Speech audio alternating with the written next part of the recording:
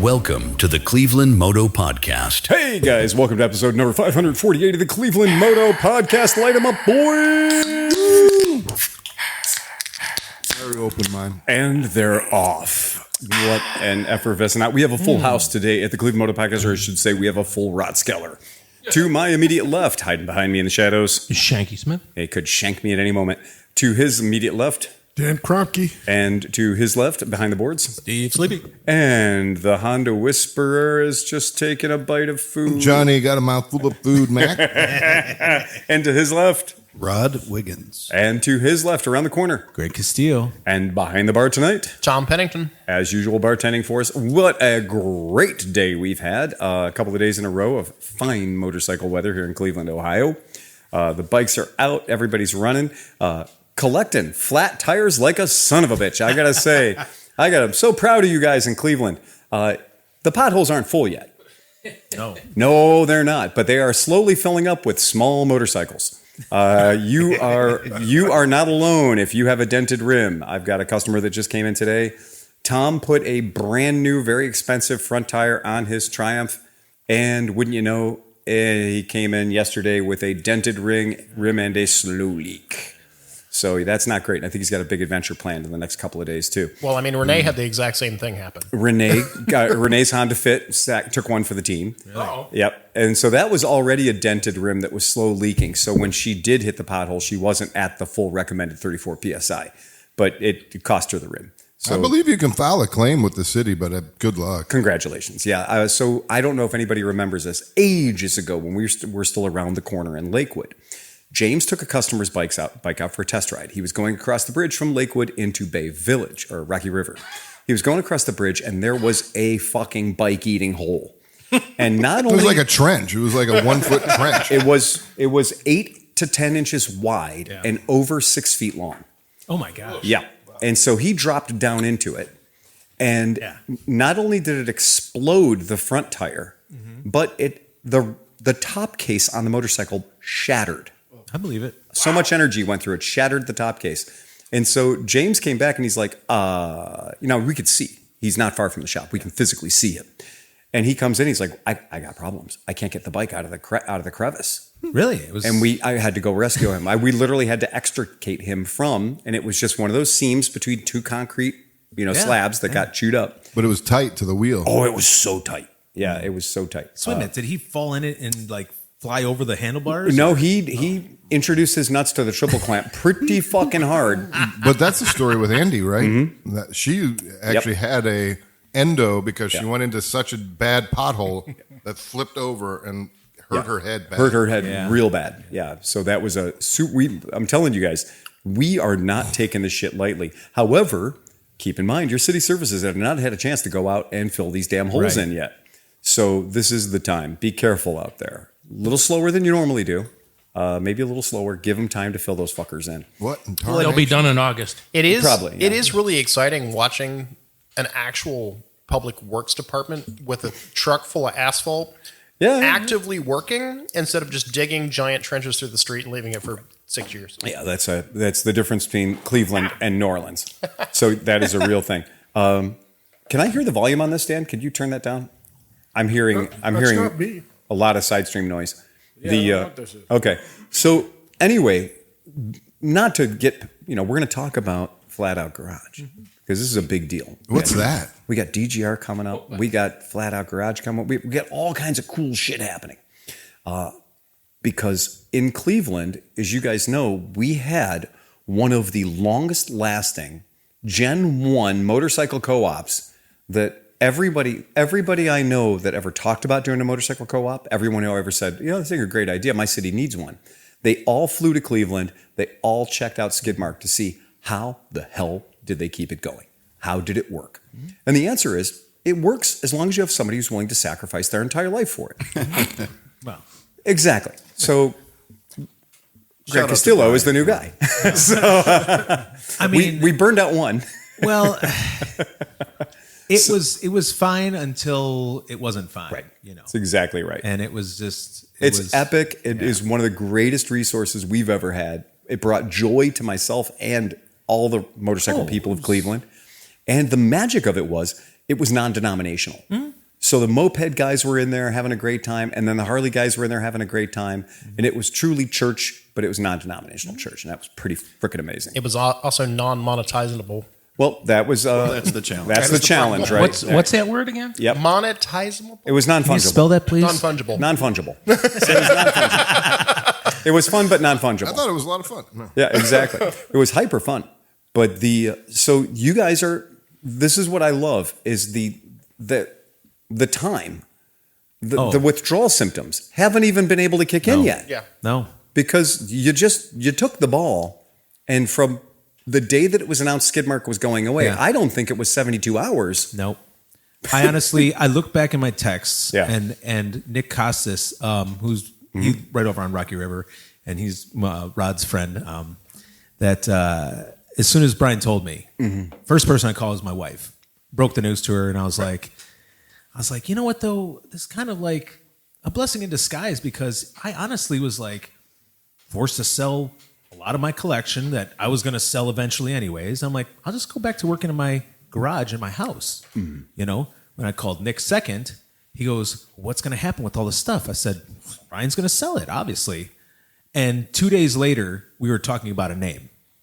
Oh, wow. I looked back in the text. It was March 4th. Yeah. Brian said, we're closing the garage. Absolutely. I didn't even have a reaction. I just started grabbing my bikes and taking them home.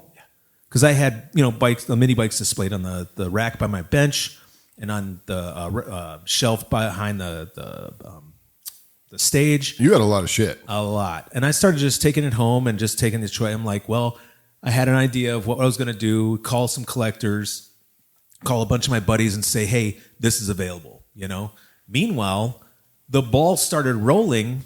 Nick knew Gillespie. I don't know what his first name is. Yeah, Pat. Yeah. He Pat owns Gillespie. Yeah. tons of buildings down in the flats. Yeah, his name is on the side Yeah. of a whole lot of buildings down there. Yeah. Yep. Yeah. And funny, he was down at the garage with his daughter, who's doing the lease for us and everything.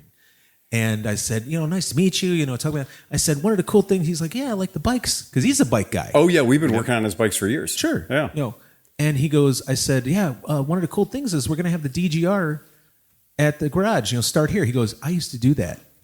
Oh, that's awesome. I used to do that all the time. Right. And I'm like, well, you should come for the, March 17th. Absolutely. Yeah. Yeah. Because he's always over there. Oh yeah. You said March 17th? May 17th. Sorry. May 17th. I can't be. I was like, March, fuck, we May. missed it. I was like, They're wait, both wait. M's, That's okay.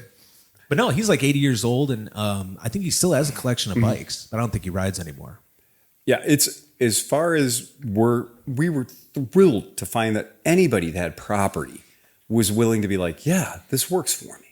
This is going to be something I can deal with. This is going to be something I can do. Well, initially when we looked at the spot, I was like, "There's no way," because they technically said that the building itself, the square footage is like 6,000 square feet. Skidmark was 12. Exactly. Yeah. So I'm like, okay, we're now going to half, but that's okay because there was a lot of dead space over at Skidmark. Like the lounge took up a quarter of the building Easily. Yeah. But I don't know if you saw any of the pictures yet. We streamlined everything. Well, here, let's go into the building. Here we go. We're going through the great. door. That's the back door. That's the machine shop. A lot of work's been done even since this. Yeah. The whole floor was black and covered with grease. So we went in there and degreased everything, pressure washed everything. Now you're coming into the front of the building where all the bays are. So what you'll notice, there's none of shelves of parts. Correct. Or Right. Yeah. Exactly. abandoned bikes. Abandoned everywhere. bikes, yeah. Yet. There's cranes everywhere. Hopefully not. There's new lights. Yeah.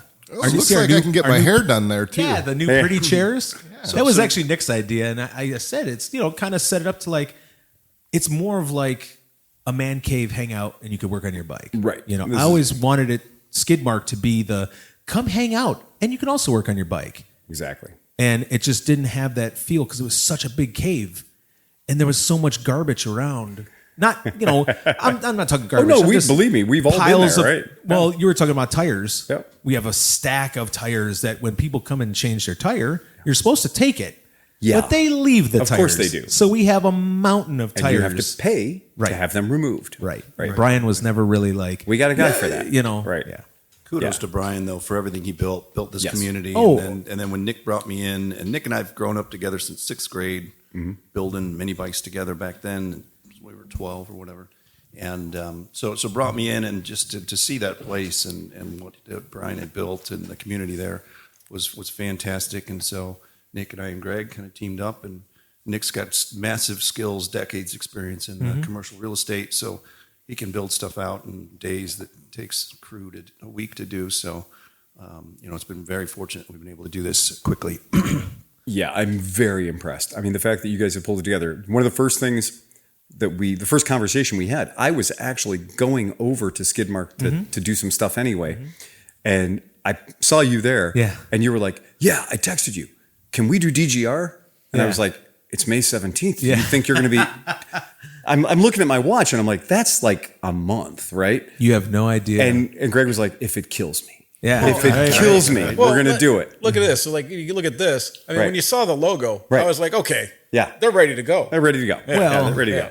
Yeah. Well, you should have saw the first one, and we were coming up. Me and Nick were like just, and in the beginning, I kept thinking, this isn't like it's a joke. It's not going to really happen. We're not going to really open another garage. It's too far fetched, Right.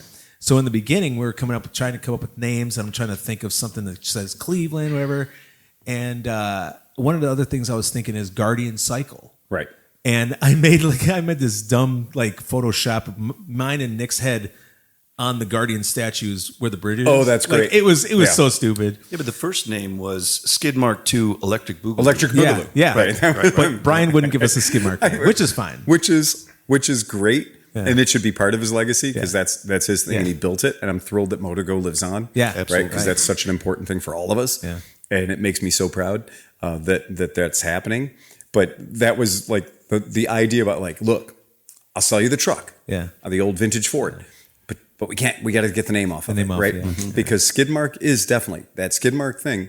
When I think back to the original coffee company, Yeah. when I think back to the original roasters, when I think back to the Danny days, right, and how hard they worked, how hard Brian worked, and what he had to overcome to make that work, because it tried to die. I know. It tried to get murdered. Because that right? wasn't the first location. He No. moved, right? That's the was whole thing. second. Yeah, He there's started with Danny. I the think there was roasters. only three the benches coffee or company, something like that. right? Yeah, at the coffee shop. And then we moved into the Hamilton building. I think that was only maybe 3,500 square feet, maybe. And it was just a Absolutely. big, long kind of garage. it was a bowling alley. yeah, Yep. yeah. Yeah. And then Been in the building that we're at now, currently, I think 5 years. Yeah. yeah. yeah, it's really been fantastic. It's How do these assholes get like a free space like somebody we know? Like that. Wasn't that CycleWorks got that whole big fucking thing and it was like a dollar lease to the city? they got a sweetheart deal because that was a EPA challenged facility that they had been doing some, back in the old days in Cleveland, there wasn't such a thing called the EPA, and people just dumped their heavy metals down the drain. That's why the river caught fire. Right, and it wasn't shocking to anybody who's gone into all these old buildings to find a 5,000 gallon waste oil tank under the concrete that has been overfull for 100 years and Overflowing into the sewer system. leaching out into the world, and a chrome shop set up in there for a little while, and then a place making like sarin gas set in for a little while, and then like a guy Processing nuclear fuel right, rods. yeah, exactly, right. Taco Bell meat processing. That's the worst. Right. That's the worst. So there's so many of these buildings that were in Cleveland that you'd be like, well, I'll sell it to you, but I gotta show you something. Yeah. And I went and looked at a building Your one teeth are time gonna glow. that was at the very far north end of West 25th Street, an area they're rehabbing now, Irish Bend, right? That area. Yeah. And we got Tanuki up. Everybody drink. Honor Tanuki's on. And so I went in to buy this building, and at the time, my shop was on West 25th Street. So I was like, I'll just buy that whole building. Sure. I need to not be leasing. I need to not be renting anymore. And I went down, I looked at it, I was like, this place is fantastic. The CMHA had been using it as like a place to handle their accounts and whatnot, but it had a big enough showroom and it had a big enough parking lot. And this guy came over from the east side and he goes, hey man, I saw you were looking at that and I kind of picked up, you're spending a lot of time around here. And I said, I am. He goes, come here. The entire place is falling into the river. Yeah. And I said, is it really now? And he goes, oh yeah, come over to my property and look at it. Yeah. And he goes, if the guy sells it to you, run, don't walk away, right? You cannot buy this. And they were right, because it had been condemned, or it was set up to be condemned. Had I bought it, I would have just been the next victim. Yeah. And some guy in Beechwood would have had all my money. Yeah. And then it would have fallen into the river, which is kind of what they had to do. They had to remove it so it didn't fall in the river. Because that is gone now. It's gone now. Yeah, it's physically gone. So it would have been the shortest ownership in the history of Cleveland. Well, not really the shortest, but yeah. If you own that property, A lot of dangerous properties. if you own the actual property, then the Metro Parks bought all that stuff Yeah, for they big did. money. Yeah. You know, and that's one of the cool things. I don't know if there's a picture of when you go out the back of our garage. Your back patio. You're literally underneath the bridge where the skate park is in Murren's Wharf. Oh, yeah. And you're looking at Irish Bend where they're doing the whole thing. The location you guys have is absolutely fantastic. It's great. We love that spot. For people that don't know, and you're in Cleveland, the name of the place is Columbus, right? So Columbus Avenue, that is the magic road that gets you from the foot of the terminal tower to West 25th Street. It's the magic. Tremont. It's Right been there. our magic expressway for years and years and years. There's great bars. There's great food. There's Hooples. great Hooples is there. There's so many cool things that are on that street within 100 meters left or right of where you Brick are. and Barrel? Yeah, Michael Simon's new spots there. Yeah, and by the way, it's really cool. We were looking at that spot before we knew Michael Simon was moving right next to us. That is true. That is true. But it didn't He help moved our in rent because he knew you rates. guys were coming. Yeah. Yeah, it no, didn't exactly. It didn't help the rent. Yeah. No, it's not. You got to get that fucker on a bike. Yeah. Oh, he does he's have a bike guy. He's a bike guy. Yeah. His partner is too. Yep. So it's pretty great that resource is going to continue for Well, all and you of were us. saying about all the apartments too across the river. Like you're looking literally at, across the river. 3 years ago, me and Dave were riding over there. It was just a field. It was literally gravel the size of your fist. Yeah, And it was and deadly. brush. Because I remember I'm like, being adventure riders, you're like, where can we find some gravel or some dirt? Well, hey, in the flats, I see a big open field. Let's go check see what's it in out. it. And 3 years ago, there was nothing there. Now it's all gigantic condos and everything else. I rode my dirt bike up through there, and there's all these trails that used to go back in there that was like homeless encampments and everything else that we used to just urban off-road back through there. And you're like, this changed a lot fast, real fast. we were at Hooples on St. Patty's Day, and they were talking about the impact of them because right there is going to be a big parking lot as a trailhead for the trails for that they're the doing. Irish Bend, yeah. Oh, nice. Exactly. So it's like, great. there goes all of our free parking. Yeah, it's true. That's true. That has always been a nice thing about Hooples. You could sit there and look at the water while you were eating. It was and you beautiful. had massive parking under the bridge right across from where you were eating and the lot itself. Even Franklin going up the hill, like used to be a nice little cut through. You go that way, you're right up by the bridge, and you can't go up that now. It's all closed off. It's definitely, that area has exploded. You But it's can the get a best possible. Franklin on your Honda Monkey, I'll tell you that. Yes. I'm sure you could. Are you going to take monkey-proof. like mini bikes over to the skateboard park at Merwin's Wharf Absolutely. and drop Ride the in? pool. Yep. Absolutely. Yeah, You're going to be a meme video like all the ones shooting up in Absolutely. the Oh my gosh. Yeah. I hope so. Absolutely. The first Can-Am Spider. Hey, let me borrow that. I want to borrow your buddy. Done. Take I the like- buddy in the bowl. I They've like got the- a big bowl. I like the dude on the Done. 250, the XL 250 that launches it like 30 feet in the air, just lands on his back. Walks away. Yeah. So that's fantastic. So tell folks about how the membership works. I'm going to go ahead and pull the membership wall up. Yeah, so great. Sleepy can throw it up to the screen. Yeah, you ready? Go ahead. Yep. So here's the idea is that we wanted to carry on what Brian was doing as far as making a bay available for folks, so a lift and selection of tools. We did get all of Brian's stuff, so the welders, the vapor blaster, lathe, the mill, all of that sort of stuff came over. Just got it wired up yesterday, so we're moving right along. We are offering an alumni rate for, there's a discount associated for the Current folks who are members. coming over from Skidmark. And then a couple of different things that we've added, because it is expensive, right? And that's one of the problems that Brian ran into. He's got a great vision, but it did get ahead of him in terms of financially. So a couple of things we've added is this idea that, we've got a community member. I think that's fairly standard. Because of the kind of stuff we do, the way we sidestep a lot of the rules is to run this as a private members only club. Then as long as everyone signed the waiver, we can do pretty much whatever we want. And so everyone who's there kind of needs to have a membership. We'll have key cards from a security standpoint. That's helpful to know so that we all know who's in there around your stuff. And then we'll have, of course, we've got 19 or so lifts.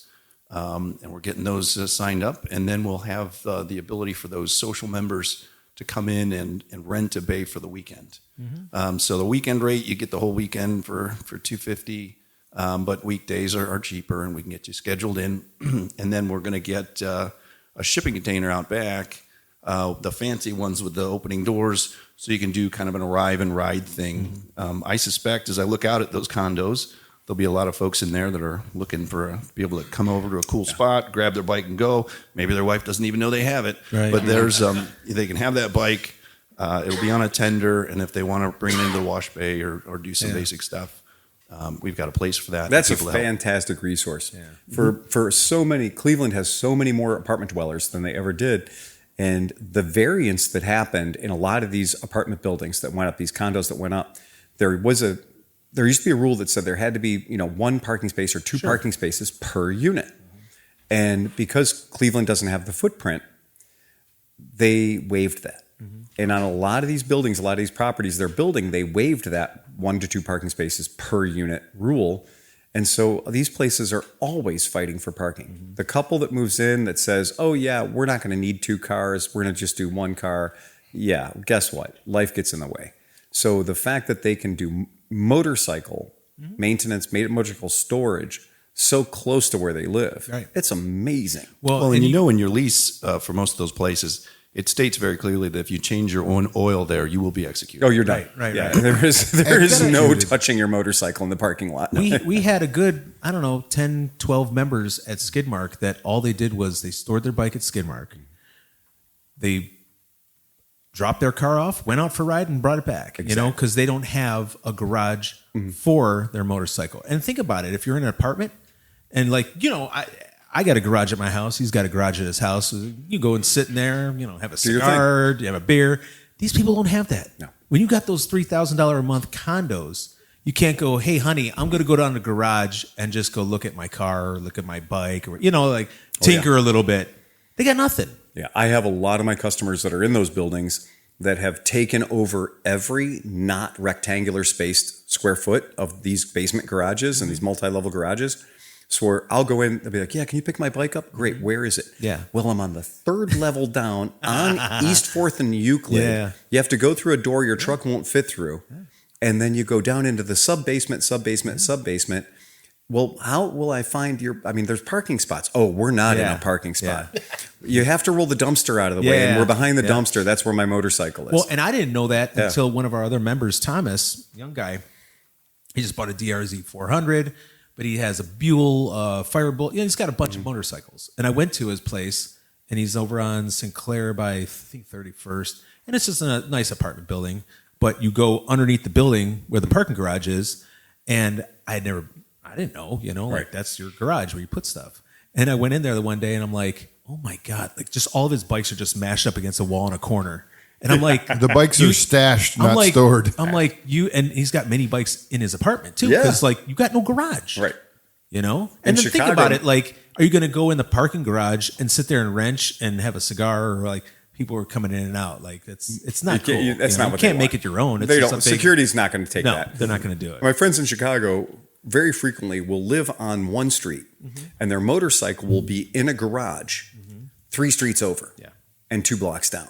So they got to walk a ways to go get their motorcycle. And then they got to get permission to get the garage door open. And then their motorcycle's chained to the wall because it's Chicago. And I'm like, so wait, you have a house and your house has a garage. Check. But my garage has got my wife's car in it and all of our kids' stuff, and it's on the alley, so we don't have any bonus space. Yeah. So my motorcycle's literally 3 down and 4 over. How much do I have to pay per month to stand out inside and drink a beer and smoke a cigarette? Oh no, that's ambiance. Yeah, it's absolutely free. that's ambiance. We'll pay you actually. Yeah, we need that. I mean, you think about the city of Cleveland, that has been an attraction for motorcycle folks. is just having a place to go to stand around and bullshit with your friends that isn't just going to be like, okay, well, sir, if you don't buy a drink, you got to leave. Right. And you guys can't hang in the parking lot, right? You can't do this. Yeah, I've been chased out of a whole lot of bar parking lots. I've been chased out of a lot of places for just hanging out in the front talking to my friends for too long. Mm-hmm. This is what it's designed for. I heard a wild rumor about mini bike races.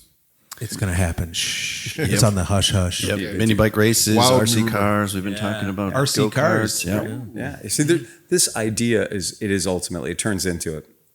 Well, like I said, again, when we looked at the space, I kept thinking like, I don't know how we're going to fit everything in here, but streamlining it, where you got just all the bays in the front, machine shop in the back, but now you got this big underneath the bridge out back for a little tomfoolery, a little bit of like mini bike racing, maybe some. I wasn't RC sure stuff. how much of that you owned. We have. I rode around back. Well, there's also the hydraulic place next to us. Yeah, and then the actual building that's to our right is actually for lease, the space. But like it's just a dock, like there's just a loading dock. So but we should have use of that space as long as we don't offend the skaters by doing anything too obnoxiously They're fenced off anyways. No, they should be all right. We know they're silverback alpha male. Yeah. So like one of our friends that we've known forever is kind of like when he shows up, everyone gets real quiet. Yeah. Oh, well. He's that guy. Well, he's skating like 57 years old and still skating super hard. I think it was last week or a week and a half ago. A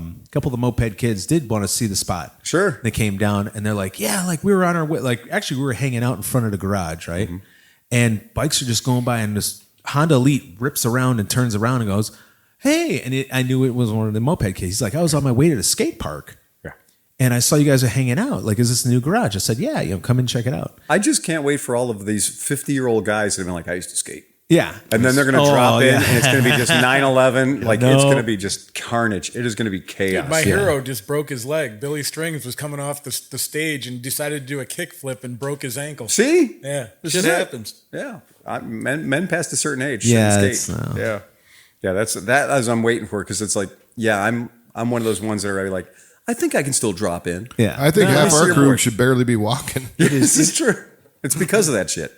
That park is tempting, though. It is very tempting. I won't even sit on a skateboard at this point. Fuck that, dude. The skate park would be really cool with the RC cars. Yes. That'd be like, especially in the bowl, like just ripping them around. Because there was a couple guys on BMX. Right. Today I'm cleaning up, sweeping out in the back, and I look over and there's a guy just when there's doing too much flips out of the bowl in a BMX. I'm like, oh my God. When there's too much rain for the skate guys to be out there, that's when the RC cars come out. Absolutely. That's or RC big fun. boats. Yeah. RC boats. I like it. We can get those down in the river. I was going to say, on both sides. Okay, so who's going to be the first mini bike in the river? Oh boy. Oh, shit. Well, and directly across the street from us, which I didn't even know when we were secured that location. You got the rowing club. I looked, the rowing club is across. Club's right there. There's a Cleveland sign there. And I was like, wow, I got to go check this out. And I took this picture. I'm like, oh my God. Like this is probably one of the nicest the skyline Cleveland right behind it. It's awesome. Yeah, It's everything. a great shot.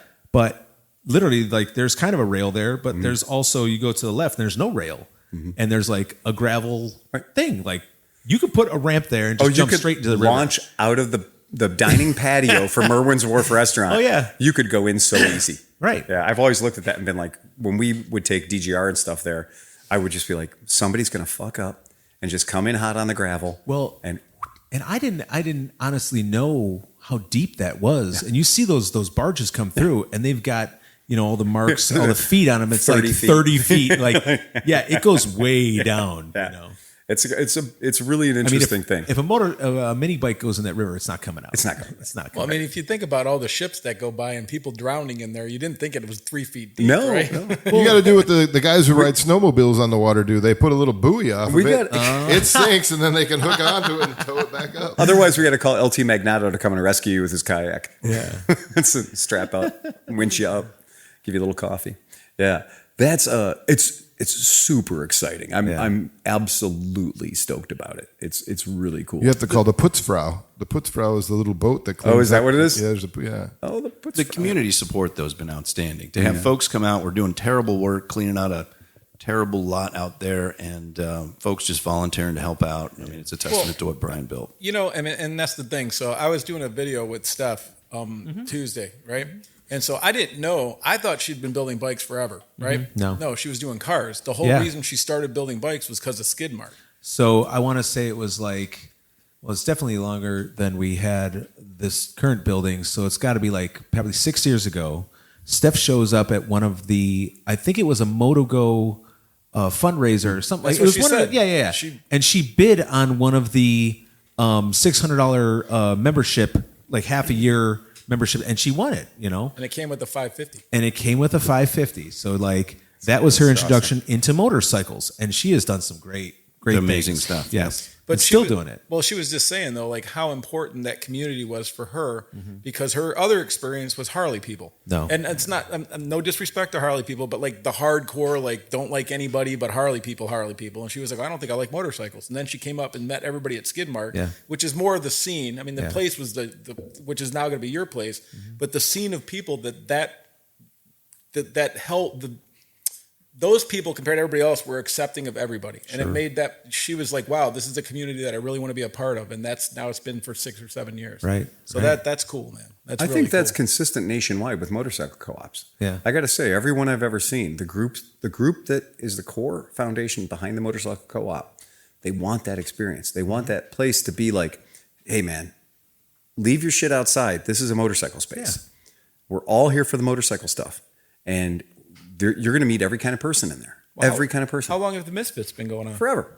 Like, right. So they've been doing it in Santa Fe. Yeah, exactly. Or, Santa Cruz. And they got a system that works. Like Liza says, every Sunday, right? Show up, put out the chairs, and people will come. And she does. And I've done that. I've flown in there when she didn't even know I was coming, and flown in and then catch an Uber to get from the airport down to Santa Cruz, and then just legitimately wander in and wander right into their podcast and just show up. And I'm shocked always at how many people are there and the group that they get on a Sunday. Well, so it's cool. I don't know if you guys knew, I think Steve Noble did a coffee and motorcycles last year. Yeah. Did you guys hear about it? He did one, right? Yeah, one. And it was a great success. Yeah. There was a lot of people there. And me and Dave were coming back from a ride. So we showed up with our bikes all dirty and muddy. And cool. Everyone's got coffee and whatever. It was great. Yeah, that is cool. That's really It was neat. never done again. I can't do cars and coffee because it's Friday morning. Well, my whole thing was I said, I'm a working we got to guy. keep, we're going to have this garage. We're going to have a great location.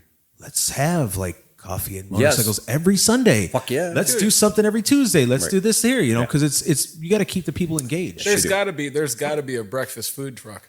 Get them fuckers to come down. Park that No. shit out there. You get all the money. So Oh, okay. So you make you can have cars and coffee, and you should be able to sell coffee for All right, $5 so- and make money doing that. Little sidetrack. You guys ever have Geta? Of course we get it. Okay. That's how they clean the floors So I was introduced to Geta in Cincinnati. by Nick, our other guy, Nick Costas, and was like, you got to give me. So I go to the Garage Brood show, right? Right. I got my yellow bike down there. He's like, I took my wife and kids. He's like, where you at? I talked to him on the phone. I said, I'm at this place called Jungle Gyms. You ever hear of it? He goes, oh my God, get me some Geta. And I go, what's that? He goes, it's like a sausage. Oatmeal sausage. Yeah. He goes, give me 2 of them. No, give me 4 of them. No, give me 6 of them. Give me 10 of them. And I was like, what the heck is this? I'm walking through the thing like this with all this Geta. And I got some for myself. And I tried it. And I was like, wow, this is really good. But you can't find it anywhere but like Cincinnati. I bet you Chris knows how they make it or Well, why it I do. exists. Yeah. So I Nick- make my own. Nick tried making it, and it was okay. He used a real lean meat, which you're supposed to use a fatty meat. So kind of, right. and my wife made some. It's amazing. It's great. Nice. And But, the Pennsylvania equivalent is Scrapple. Scrapple. Yeah. But we were talking about like we should do Geta and eggs, at the garage. Call Because we the get local right. butcher shop and Right. throw down the oats, sweep Yeah. up the floor. Right. You got your Geta. Right? I'll give you $10. That's how for it that. came out. Yeah. That's how it showed up. That Nick was the actually start. just texted me. He's having a Geta and egg sandwich for for dinner time. Yeah, that's Serious. fun. I mean, Attaboy. it's one of those things though that I'm sure in your circle you will find the guy who says.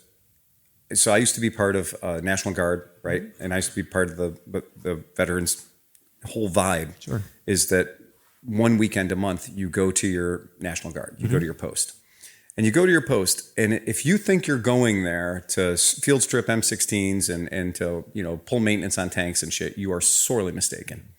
You're going there to have the world's largest breakfast.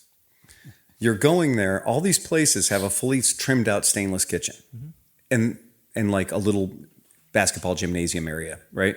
So you're not going there to enhance your military skills and stay sharp and be the cutting edge of the National Guard. You're going there to eat pancakes and loads of them and shit tons of them. And these guys get there, and they've been getting there for 30 goddamn years. And like the command sergeant major of the post is the guy who makes the best waffles and pancakes. Oh, yeah. Right? And I couldn't believe it that every time I'd go in there, it'd be a 2,000 calorie morning.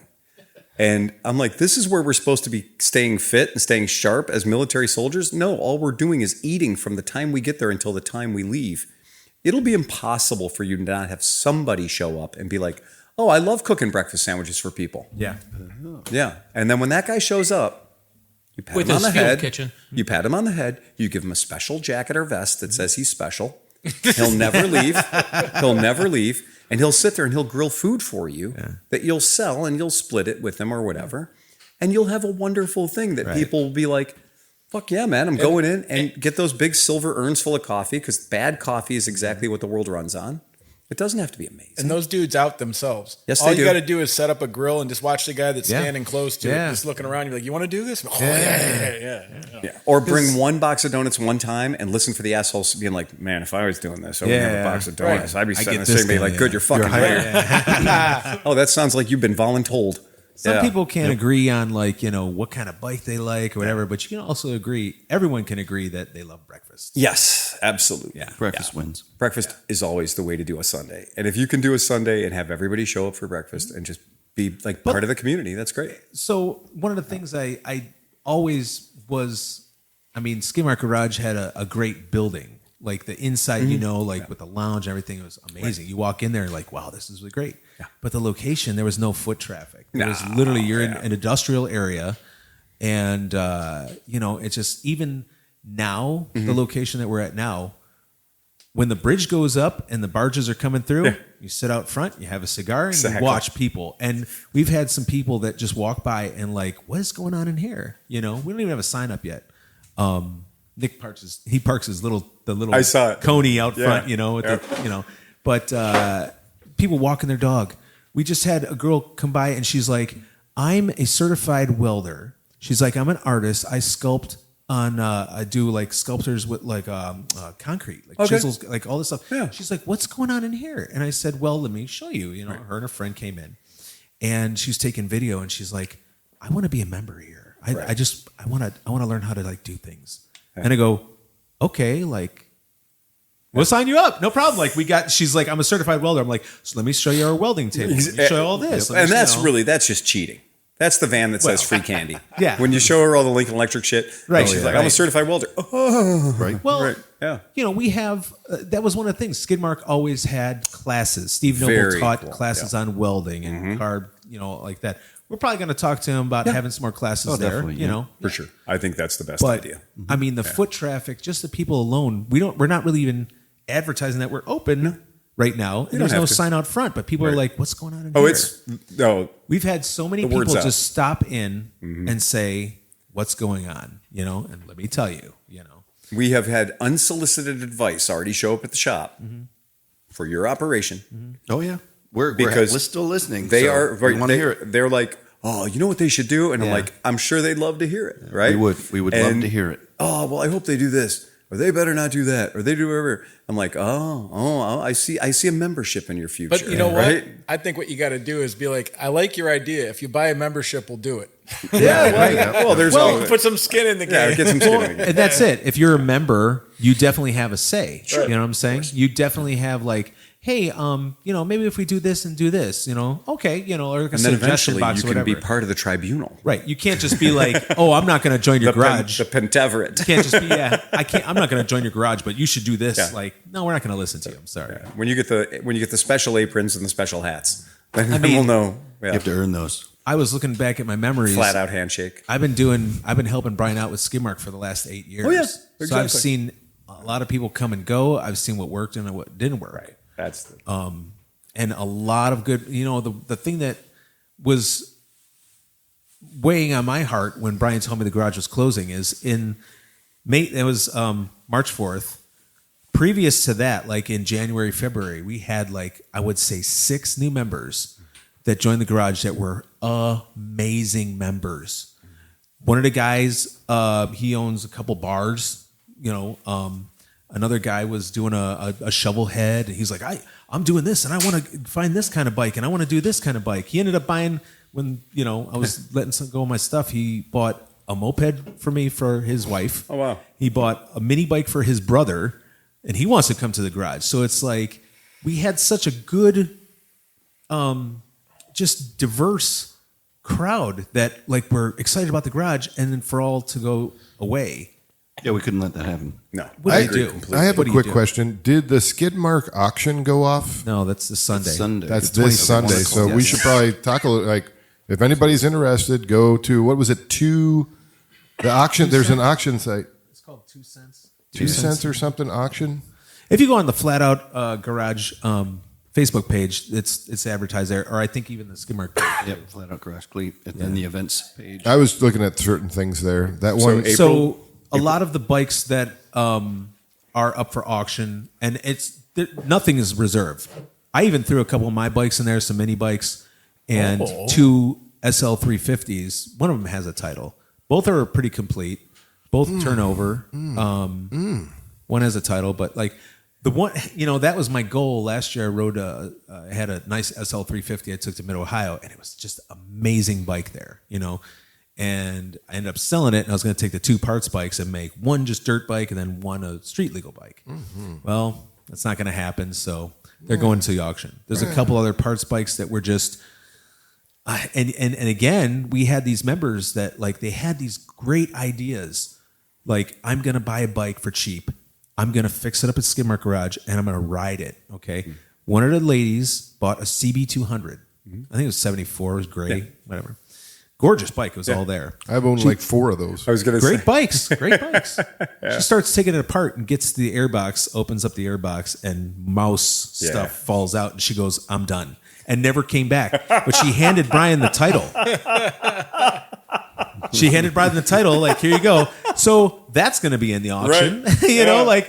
Another member had a CB900, took it completely apart, and then never came back. Yeah. And here's the title. It's all in a box. It's ready to be assembled. There you go. I don't know. Yeah. There's some do-it-yourself assembly kits. Yeah. Yes. Some what we call 1-to-1 scale models. There's actually a lot, pallets of actual like complete CB750 motors, all different years. Wow. Brian, I think, was saving them up for. I think he was going to have like he does the 350s with MotoGo. Right. He was going to have a class that tore down 750s and rebuilt them. So there's probably, I would say, 10 to 12 complete different year, all different years. CB750s. If you throw this up, one for your blender, the other one for your buddy. Yeah.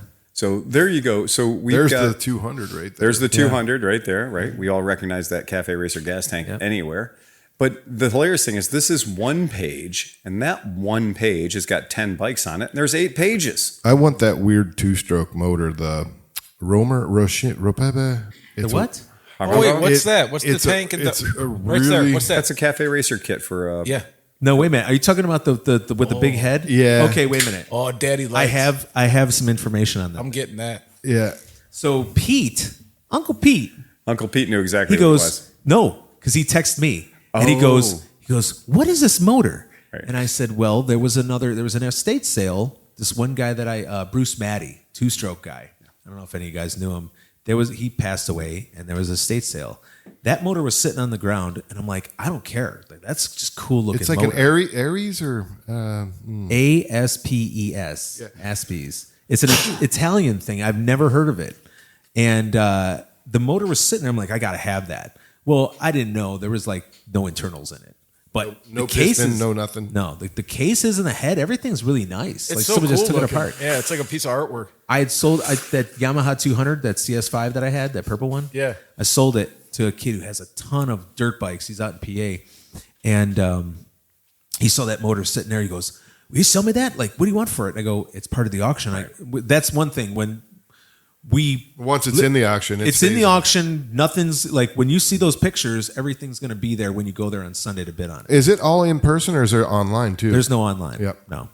And you got to Well, I don't know if you have to take it exactly that day but like by April 30th, everything has to be out of the garage, which there might be a lot of scrap. I don't know. Yeah, when I shut down one of my shops. Are you going to get the money for your bikes? I don't care. Okay.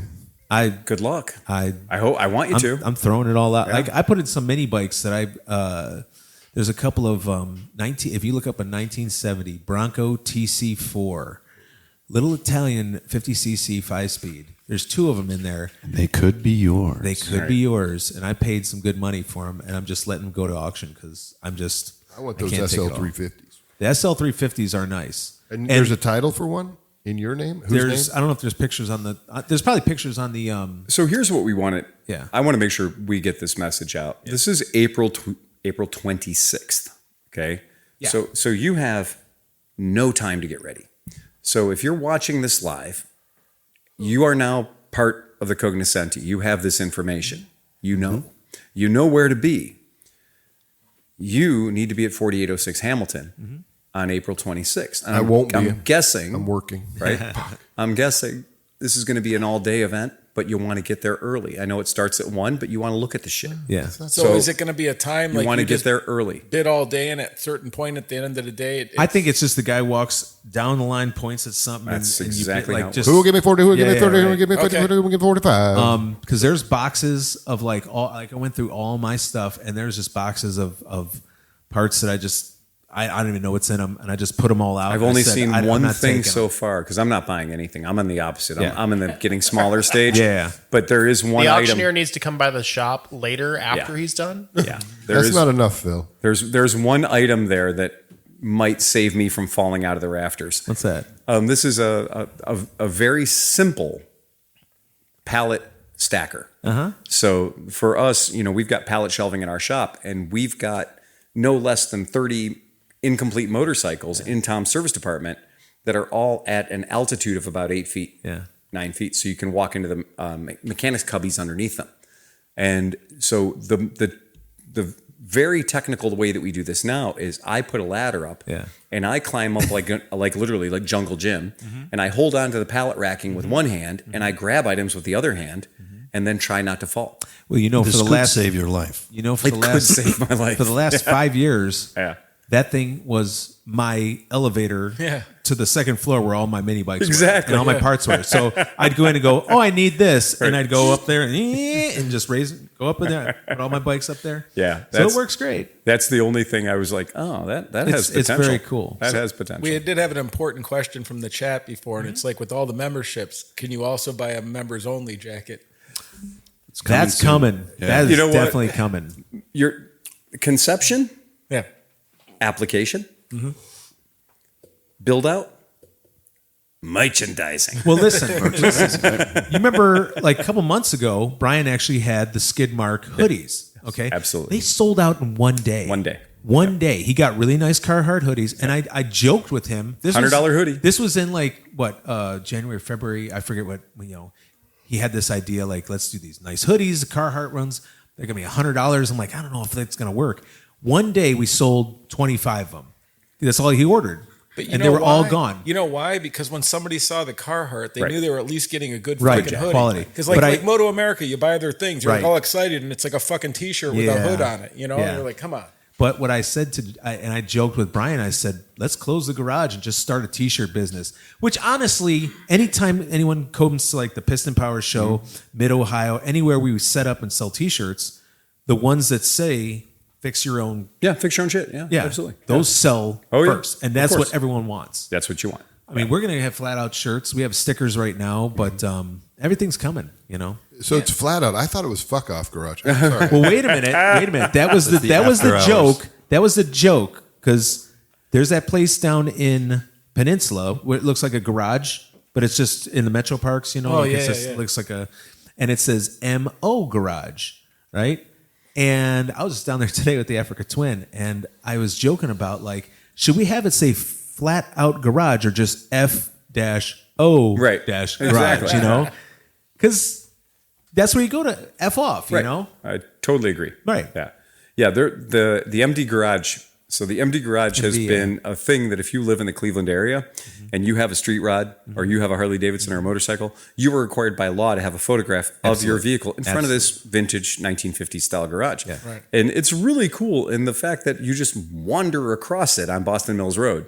I'm just like, the one day I'm riding along and it's like, what the fuck was that? Yeah. But I had to wait in line behind like 6 guys in tea buckets to get a picture in front of the damn thing. So yeah, they book it out. So you had mentioned Hooples. Yes. Right? Yeah. So we're right down the street from Hooples. And one of the concepts I kept saying, one of the things that Skidmark never did was we never advertised on the outside of the building. There was nothing there. You know, it just said for lease, you know, like no one knew it was a motorcycle garage. It was all secret handshake, you know, kind of like, So I said, wouldn't it be cool to make the outside of FLATOUT Garage look like an old time car garage or motorcycle garage, you know? So a couple, I don't know if it was how many days ago it was, but last week we're cleaning up there. We just had the front painted, this nice hunter green Irish bend. And some of the plumbing on the outside was painted red, and Rod found a Texaco sticker that looks like it's like rusty, and he put it on the front of the thing. So there's 2 guys walking by. I'm sweeping up in the front, and the guy comes over and he's looking at he's pointing at the Texaco thing.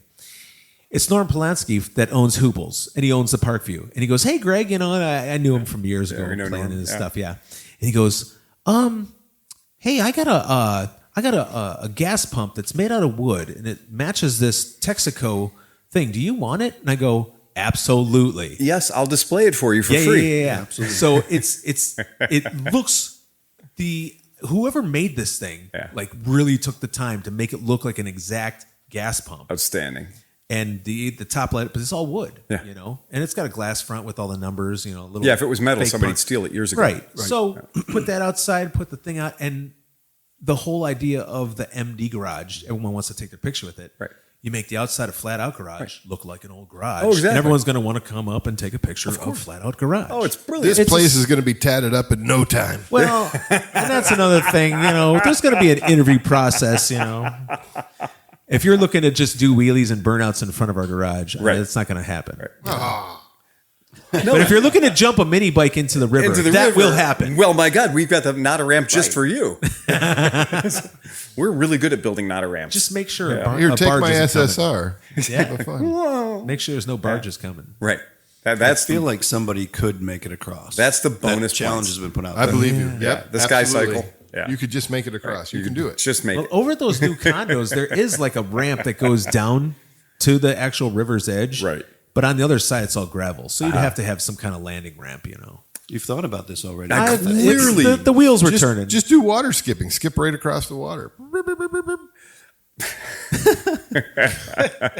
I think you'd hit the water pretty hard. I'm certain. But it'd be epic. Yeah. We'd talk about you for a really long time. Yeah. So looking at the neighborhood works perfectly. The spirit, obviously everybody's fired up about it. The bike boxes, I love that, because looking at the layout, the first thing I thought was, okay, now each one of those lifts is going to have 5 people's bikes that are waiting for their turn on the lift. And so with the amount of space that you have, 5 bikes per lift, oh man, these bikes need to go somewhere. Well, it's like hot lifts versus permit lifts. Like if you want to spend a good bit of money and have your bike just parked there, then that's going to cost you. Well, but having like some day lifts, like I want to roll up and change my oil. But that's what we have. So if you looked at that video where you come into the machine shop, directly to your right, there's 5 or 4 of the red Harbor Freight lifts. Yeah, the Harbor Freight lifts. That's the ones that you come in the day right there. Yep. You can come in and use all that stuff. We got all the tools, everything in the back, the whole machine shop, and the front part would be more of like you're going to be there for a while. Your memberless, taking your stuff. You got roll on, roll off, or yeah. But also, like when we were talking about the storage containers, I'm like, well, how is it going to work if you open the back doors and you got to roll them in the front? And then I didn't know that storage containers, they make them where the sides open up like garage doors, that's like barn genius. doors. That'll be beautiful. And that's perfect because you roll the bike right in, you close the door, it's locked. We got cameras, we got security. That even the back parking lot has a big gate that's fenced in and locks. So I'm not worried about any of that stuff. I think it's really cool. So what are we missing, Phil? Well, you know what? I tell you, the biggest thing when I look at this entire operation and I'm like, okay, where's going to be the stumble point? Where's going to be the thing? And I think you guys have nailed it. And I love the pricing structure. I think you guys have absolutely nailed the pricing structure. I think that's cool. Well, there's a lot of people that they have a newer bike and they don't have a bike that they want to tear down completely and rebuild, but they want to do maintenance on it and they want a place to hang out. That weekend warrior thing, the weekend warrior thing, you've got a guy that says, okay, you just say, I'm a guy, I'm going to give you my $50 a month because I love what you're doing and I want to be able to come and hang out and do my thing, right? So that's it. I'll never need a lift. I have that, right? But I want to hang out. I want to be part of the community, right? You're going to get so many people like that. So now you got your guy who's a $49 a month member and he's been doing it for years, right? But guess what? Man, I got the itch. I want to build a bike. Yeah. Right. And so now he's gonna now pop in for his weekend package, right? So that's his plan. He's gonna become a weekend warrior. And so boom, now he's got a schedule. He's got his name on a lift. You know he's gonna be there. The other people that are sharing that space know he's gonna be there. That's gonna be the tough one, is gonna be when human beings do what human beings do, and that is they promise one thing and they do another thing. Right. And then that's always projects go sideways. Projects go sideways. And I think that with any operation, no matter what it is, and we at our shop, we used to have a thing for years. We were like, okay, schedule your maintenance. Let us know. We're gonna get you on the schedule. We're gonna space things out and make things real pretty. But what happens, and it happens every day, is okay, Tom, the way we used to have it set up, Tom, you got this guy coming at 11, you got this guy coming in at 1, you got this guy coming in at 2, you got this guy's going to need 3 hours, this guy's coming in at 4. Guy 1 doesn't show up. Guy 2 doesn't show up. And then they all show up at the And then they all show up because traffic was bad or it was rainy or whatever, and they all show up at 4 o'clock. And you're like, well, wait a second, where the hell was everybody at 1 o'clock and 2 o'clock, right? So that is always the problem, is the herding cats. Well, if you say like, I'm going to need the weekend, or you buy the weekend warrior package, and like you just come in on Friday and you get it out by Sunday. That's your whole day, your whole weekend. You live there. You're not just like, oh, I got to come in at 1 and I leave by 4. Right. My question is, okay, so you're doing a monthly membership. Yes. How many months? Month by month? It'll be like, so one of the things that Brian never did, and it was baffled my mind. Have you heard of Anytime Fitness? Yeah. They're stealing their business model. Well, that sounds great. You can join, you just can't leave. Your card's on file, and as long as your stuff's there, like your money's coming out of the account. Guaranteed. Yep. And one of the good, like I told Brian, we should look into, like when you go to a gym, you got the scan cards, like you get at a hotel or like a fob or something to get in. That tells you who's coming in at what time, and if they don't pay, you shut off their card. Like, you know what? Is that not a no-brainer? It costs money. That system is going to cost money. The thing that people have to remember is, no matter how cool you guys are or whatever, it's a business. You have to keep it open. You have to do for that. everybody. Like that. We don't want to go out. We don't want to. Right. No, that's and the if worst you part start of and you get the chance right now to start and just be like, this is the policy. And so you're established a policy now, and that way it's, you know what I mean? You just set it in stone. And the people thing understand. that breaks my heart the most about Skidmark closing was the amount of members, I'm not even going to mention names, that owed thousands to Brian, that had thousands of dollars in their bank account. They couldn't pay it. The one guy, I'm not going to mention his name, but he was an airplane pilot, had 3 bikes there, and owed thousands of dollars. And when he came in to get his bikes, he goes, well, I'm just going to sell the bikes and give the money to Brian because I don't need it. It's like, well, then if you didn't need it, why didn't you pay when you needed to? Because somebody needed it. Some of that stuff. It's like, and Brian is too nice of a guy to like really like, at one point he was having me like text people and go, hey, you going to pay, whatever, And I'm like, this is, I knew for a while, like things were kind of declining. Well, that's the hardest part of any club environment, is always being the guy that collects the dues, being the guy that keeps it organized. I love the club idea of having the card. That gives you That's the magic thing in the state of Ohio. That gets like, oh, they don't have a liquor license. They don't need to. They're a club. Right. I did credit and collections for about 10 years. Hi, my name's John McElfresh. I'm with FLATOUT Garage. I'm just calling to let you know that your membership is overdue. But see, that's the thing. We've I already need had a a bunch firm of commitment for payment from you today, or we're going to have to. We're going to boot your bike. We've already had a bunch of people going, "Hey, I'll just help you guys out. What do you need help with?" And I'm like, "Well, That's been fantastic. That is The the help- community stepping up is a great thing. I love exactly, because there's people that really didn't want Skidmark to fail. that. No. I don't want to have to escalate this to my supervisor for Right. review for default. I mean, and at one point, Brian had a meeting with all the members and was telling everyone that went on, like what was happening. And he said how he was in debt. Yep. And how he said, even if someone said, I'll give you twice as much money as you need to keep the thing going, he wouldn't do it. No. I mean, I think the Moto Go with him and his wife really is what he wants to do in his heart. He seemed happy about that, traveling and just going. It's a board. He loves teaching. It's a He's board. a teacher. It's a foundation. The man is a teacher since the day I met him. Right. And when he was at Skidmark, it was more of dealing with guys like, where's this? Where's that? I mean, I was helping out with that, but it was a lot of, business related problems, and collecting the money was he didn't want to do any of that, Brian so I said could see. he just liked riding his CL3, 77. I'm like, do you even have a street bike? Do you even ride a bike? He's like, no, I don't even ride it. It is, we long live Skidmark Garage, right? Amen. We absolutely, there is not one single, if anybody's picking up on anything about something was wrong, nothing was wrong. It was magic. Yeah. It was magical. I will say this. I mean, aren't motorcycle co-ops just like pizza shops? I mean, they're going out of business from day one. I mean, you just imagine, well, there was one in Cincinnati when I was at the Garage Brood. They came up and talked to Brian, about what to do and this and that.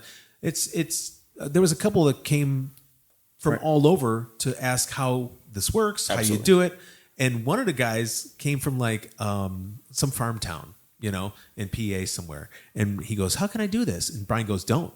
You're not going to be able to compete with everyone's got a barn and a garage. They don't need another garage to pay for, They're already hanging out in a circle, hanging up, staring under the hood of a 5.0 Mustang. But think about down in the flats, right? You've got condos where you don't have a garage. You don't have no cool place to hang out with your bikes, or your buddies go and have a beer or whatever. It's the location is key. I said it wouldn't work in Parma. It would not work in Rocky River. It wouldn't work in Menor. The drop-in factor on this is astronomical, because people who own motorcycles, I've been doing this for 26 years running a business. I have got the same 120 guys that every Saturday they're getting together. Their wives have thrown them out of the house. They've been told, disappear. I don't want to see you again until the sun goes down. Right? And these guys show up at my shop. They park their bikes in the front. They spend 20 minutes taking all their gear off. Yeah. And then they come in the shop and they walk around the shop and they go, and that's what you're going to have. That was the joke when you're on the flight plan. When Brian posted the Skidmark wasn't. That was the joke when Brian posted that Skidmark was closing. Tracy, Dave's wife, goes, "Where's my husband going to go hang out? Where's his husband daycare?" Right. Who's going to kind of need that? Right. Who's going to provide my old man with daycare? Where's he going to go now? I don't want him at the house. No. Who's going to bother me? No. That's exactly what it is. And so the drop-in factor, the location you guys are in, the drop-in factor is astronomical, because that is where Skidmark. I will be the first to tell you, when I would be out taking a joyride, and I'd just be like, "No, I'm just, this is a cool bike. I want to ride this bike around for a while. I'm going to go ride through Cleveland. I'm going to go ride through Bratton. I'm going to go ride through the metro parks and do everything else. And I'll pop over by Skidmark. See, somebody's always there, right? I'll see what's going on at Skidmark. I'll hang out there for 20 minutes. Yeah. And the drop-in factor is massive. Yeah. And where you're located, the drop-in factor is +5. Right on Columbus, 5 charisma points. I'm not even kidding. Last couple of weeks, just hanging out late night and cleaning up and moving things around. The amount of bikes and cars that just go by and just ripping up and down. And I'm just looking and I'm like, it's not even summertime now. It's it's crazy the amount of traffic. I love gangs of kids from Supercross. Came right. Oh, yeah. That's the cool stuff. Yeah. That's when you start to become oh, look, there's some motorcycle event in town. We got to go check out Flat Out, right? I've heard about this place. I'm here right now. We got to go look at it. We got to see what it's all about. You need like a cover charge for the outdoor pavilion thing. Oh, well, you got to be a day member because then Right. you can't participate if you're not a day this member. is, and by the way, that I love. I just love the whole membership idea. Would be like, hey, man, we'd love to have you just come out and hang out with us. Well, but you got to be a member. Otherwise, you kind of do. We're hanging because our ass out here. If you like, there's Waivers. tools there. There's tools there. Oh, yeah. And if you don't sign up and you get hurt, like, that's a liability thing. You know? I promise you, when you say there is an acid test to being here, and it's membership. Yeah, right. We're not trying to be dicks about we need your money. No, we like want to make this work. The range I No, shoot but at you do though. has Don't a shy membership. away. Like don't Right? shy away from saying that you need money because you're providing a service. You're not you're not a charity. You have to be able to do it. I'm so glad you actually have the website, FLATOutGarage.com. It's just irritating when there's a business and all they have is a Facebook page or whatever. Like, I'm like, come on. Oh, I know. Well, a lot of old school boys like they want like email and they want my glad to hear you friends, say that, though. It was my expensive. fate, Well, what a Friendster or it's whatever. still it worth is. doing. You know what I mean? Like, I wouldn't open a business for I didn't make sure I could get the the .com. Yeah, right. Yeah, I think that I don't see a massive gaping hole in this thing. I think you guys have done a really good job of covering all of that. And like you were saying about like the whole, there's been no downtime or like, thinking about, you're right. I think about like March 4th, we were told Skidmark's closing. I was told. And here it is, April, whatever it is. It's happened astronomically and we're ready. fast. We're taking members right now. Right. And we're pretty much set up. Yeah. The only thing we need to kind of do is paint the machine shop and well, getting through the little auction, things, as far as I'm concerned, getting through the auction and getting a lot of warm bodies to that auction, because you got some great shit there. You have some fantastic stuff there. we wanted to bring it all to the, we can't, You just cannot do it. No. And that's why this is your future and it's my future too. There's going to be an auction at my warehouse someday. Yeah. And I'm going to be paying close attention to your auction. And we always think about that. I have gone to motorcycle shop auctions where I have watched a man's 35-year business, his heart and soul, everything, all the hugs and kisses his kids didn't get. Yep. The trips to Cedar Point his kids didn't go on because he was growing his business. And I watched an auction company take a 35-year-old business and sell it to the walls in 11 hours. And it was a marathon event, but man, I'm telling you, there's no shame there. But we're turning this into the shipping container, right? So this is the kind of thing that money will go back to something that's cool for the community. Absolutely, absolutely. Changing forms. That auction that's happening. Yeah. Get as many human beings as you can be there because many hands make light work, right? And if you get 400 people there and each guy walks away with a gas tank, well, and congratulations. Think about it is that like, Brian is kind of on the hook. Like he told the landlord, I'm going to be out by April 30th because I don't want to pay another month, $7,000, $8,000, whatever. Right.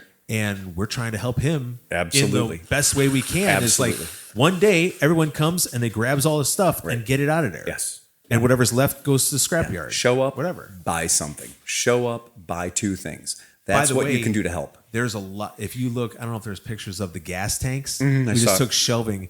There's some gas tanks. There's some really nice gas tanks. We would get people that donated. I would brand never new notice stuff. that. Listen, if you look at the pictures, all right, there was. I don't John's know, already licking them through the computer. There's a white CB 750 cafe tank and a kit. That's what Sleepy said. He's going to buy I it. want Sunday that. I'm morning. slobbering all Dude, over that thing. Dude. that thing is brand new. It was given to us. It's only going to just cost donated. you $1 more than the guy who bid before you. Right. But there's tanks that are brand new NOS that have never been mounted. I don't know. There's one in a box and it's red and white. I have no idea, but there's one that's really beat up, the same exact tank. I wish I knew what it was, but it's huge. There's Kawasaki. There's a bunch of stuff that's brand new that was given to the garage. We hung it up on the wall and it was art. Now it's like, well, you might get it for a good price and use it on your bike. Right. Yeah. When they're doing the auction, it'll be that kind of thing. If you get the right bodies there, there's really good stuff there. I mean, it's not all junk. No, it's not. We basically just took all the tools, Right. No, I think it's great. And can I show up on Monday? and get anything that's Absolutely. left Out of the dumpster, yeah. But you got to sweep up the floor. Okay. Nice. You can't take one thing; you have to take all. Yeah. Oh yeah, that's the trick. Be like, okay, you're on Monday, Whatever's 200-pound minimum. Yeah, you got to bring a semi. Bring a truck. That's all you can do.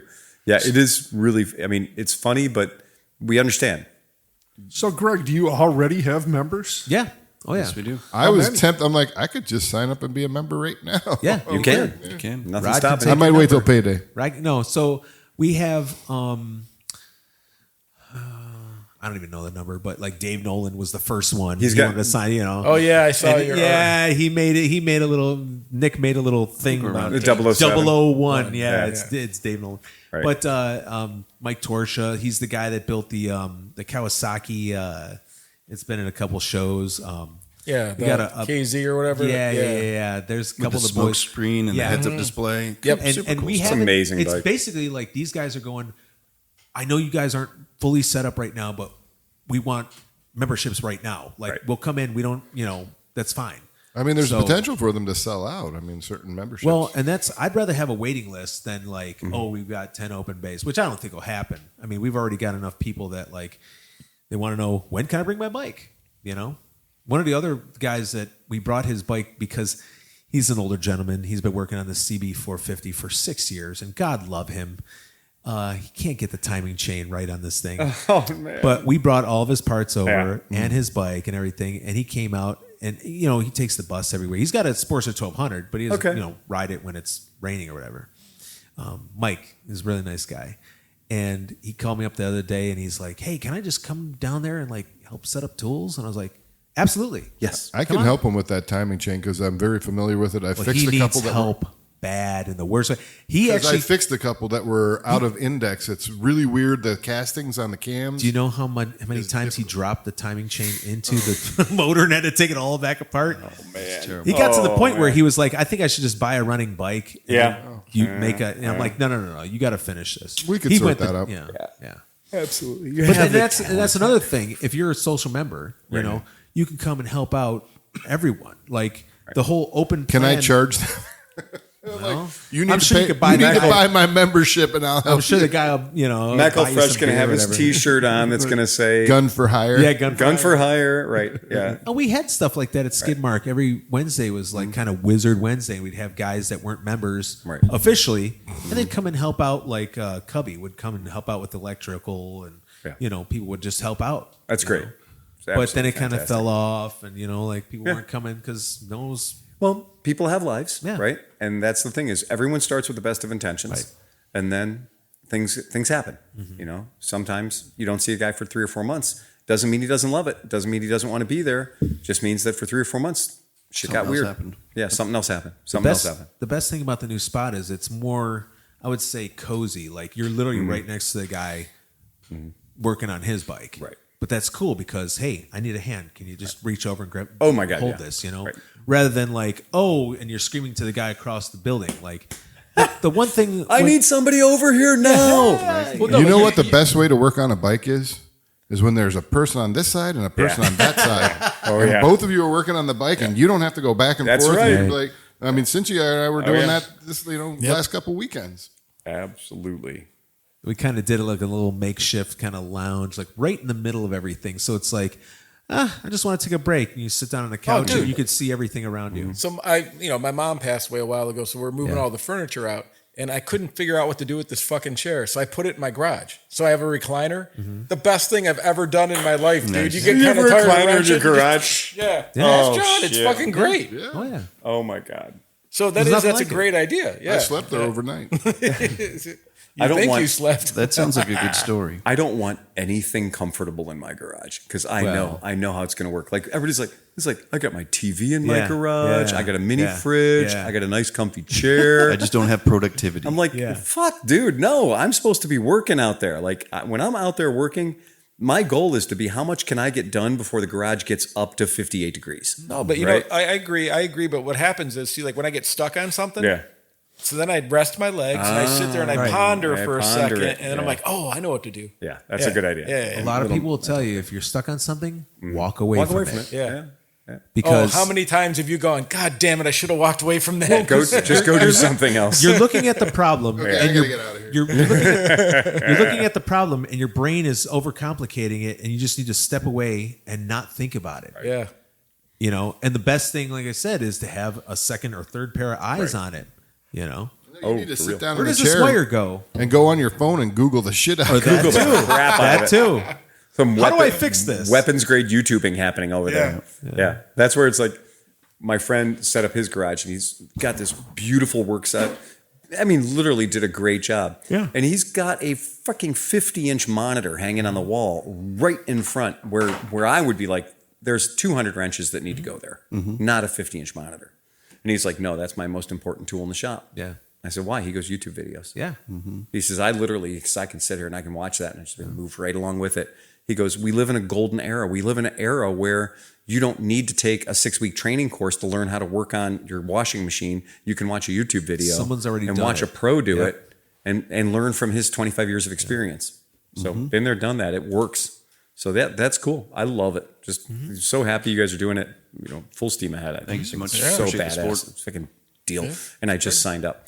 So I signed up and it says literally, so when you do this, it'll say, thank you for signing up and a member will be in touch with you. Yep. So that's the way the system works. Yep. And I just did. So, you know, if I have to be member number like 009, I'm okay with that. It doesn't bother me. I mean, it's when you sign up, right? So if I sign up on my payday, will my dip be every day, every month on that? Like, when does it? You know what I mean? We can Like, decide. We can set it up for you however you want. You We know can what pick I'm the saying? date for you. Yeah. Because it'd be nice to be like, okay, I'm going to have it hit every second, whatever, and so that I know I got paid that day, Right. the money comes Right, out right. and whatnot. And then we're going to be doing a video just on the new spot too. So in the next week or so, check out Moto Stories and we'll have a full tour of the new spot. Yeah, it's so cool. I love it. I mean, I would love for you all to come down and just check it out because right now, from what it was, a couple weeks ago, it's like I said, it's pretty much ready to take members. And host a show from now on. You at some looked point. good weeks ago when I stopped by. Yeah. Just come along. Yeah, and so back to that, we are, people understand. We've been talking about this for a few weeks now. That is the official kickoff point for the DGR this year. Yeah. So we're going to have everybody down there. That's going to be one of those ones. The ride's going to roll out at about 1 p.m. That's kind of our traditional thing.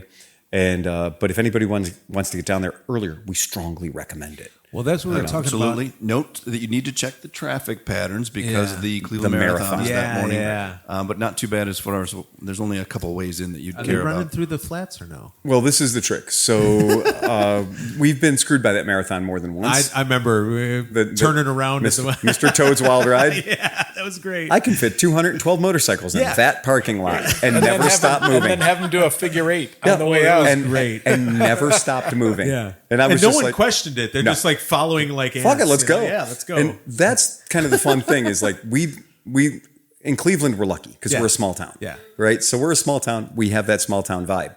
And if you're on a ride, in other cities I've been in, when you have that sort of thing that happens, where you've got this route planned by 1 o'clock, it's supposed to be go time, and we're all going to be good, and the marathon's got to be a problem.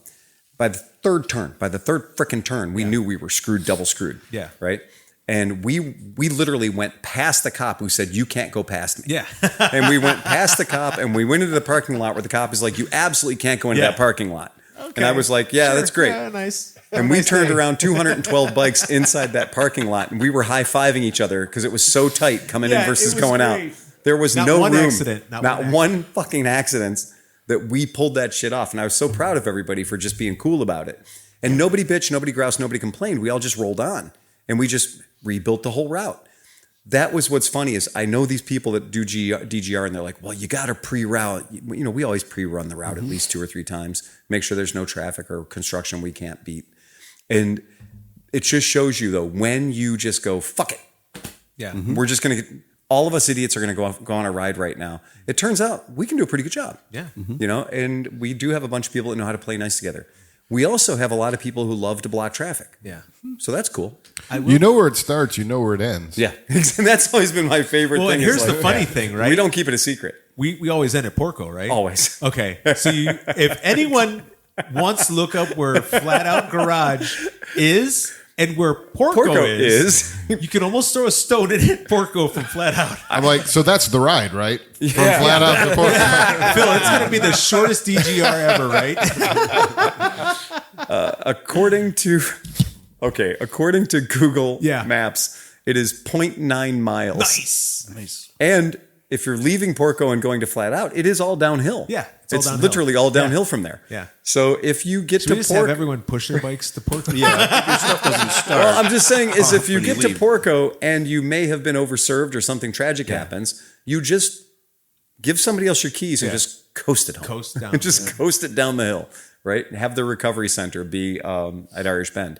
Yeah, it is fantastic. And when you come to the river, go for it. Go for it. Just go for We it. think take chances. We believe in you. Yeah, we have faith in you. Yeah, it's really, really. So people understand if you're listening to this and you're doing your DGR thing, there's no crime in getting there early. No. You're fucked up though if you get there at like, oh, this ride's going to leave at 1. I'm going to get there at 12:45. Well, that's a waste. And the pictures are cooler when we get them all lined up. Yeah, so Columbus is, it's just this big, long through the bridge, and then you're looking right at Cleveland. So I think Nick was talking about putting out some cones, line them up, some spaces and such. Yep. Meanwhile, right across from Flat Out, there's a big parking lot for the workout place, which is where the Cleveland sign is. And I'm excited for the DGR ride because if we start at our place, no matter which way you go, you meander through the flats, and there's some beautiful, just scenery. Like wherever we go, wherever the route is, it's going to be amazing. It's going to be easy, and unless the bridge goes up. Then we might have to wait. Half the people are stuck on one side. Yeah. Well, and that's another thing because of the marathon. Yeah. It essentially takes our choices away from us. Right. So we have to go down West 25th Street. So because all the other directions that are north are all fucked up because that marathon uses all of Lakewood, all of the Edgewater area, and it uses everything kind of going out to Burkish, right? Like out to downtown, right?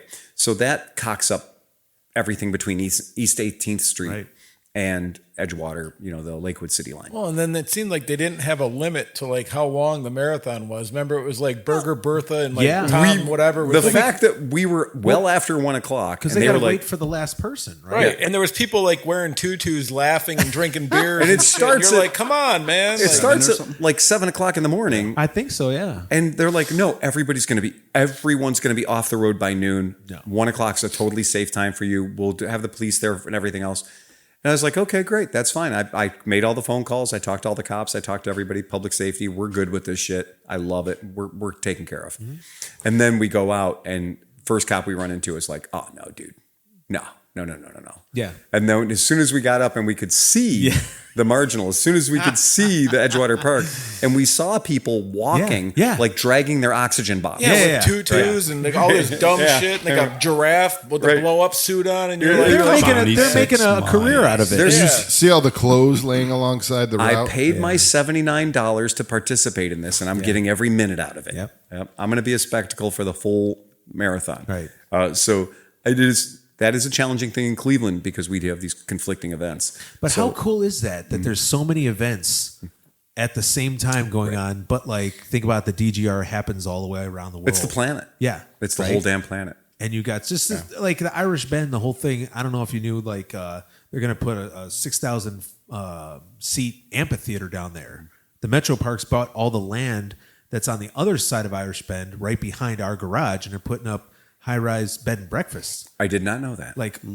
Back right along the river on the other side where the swing bridge is. Yeah. And there was a fish place right on the corner. Euclid there. Fish on the corner. Yeah.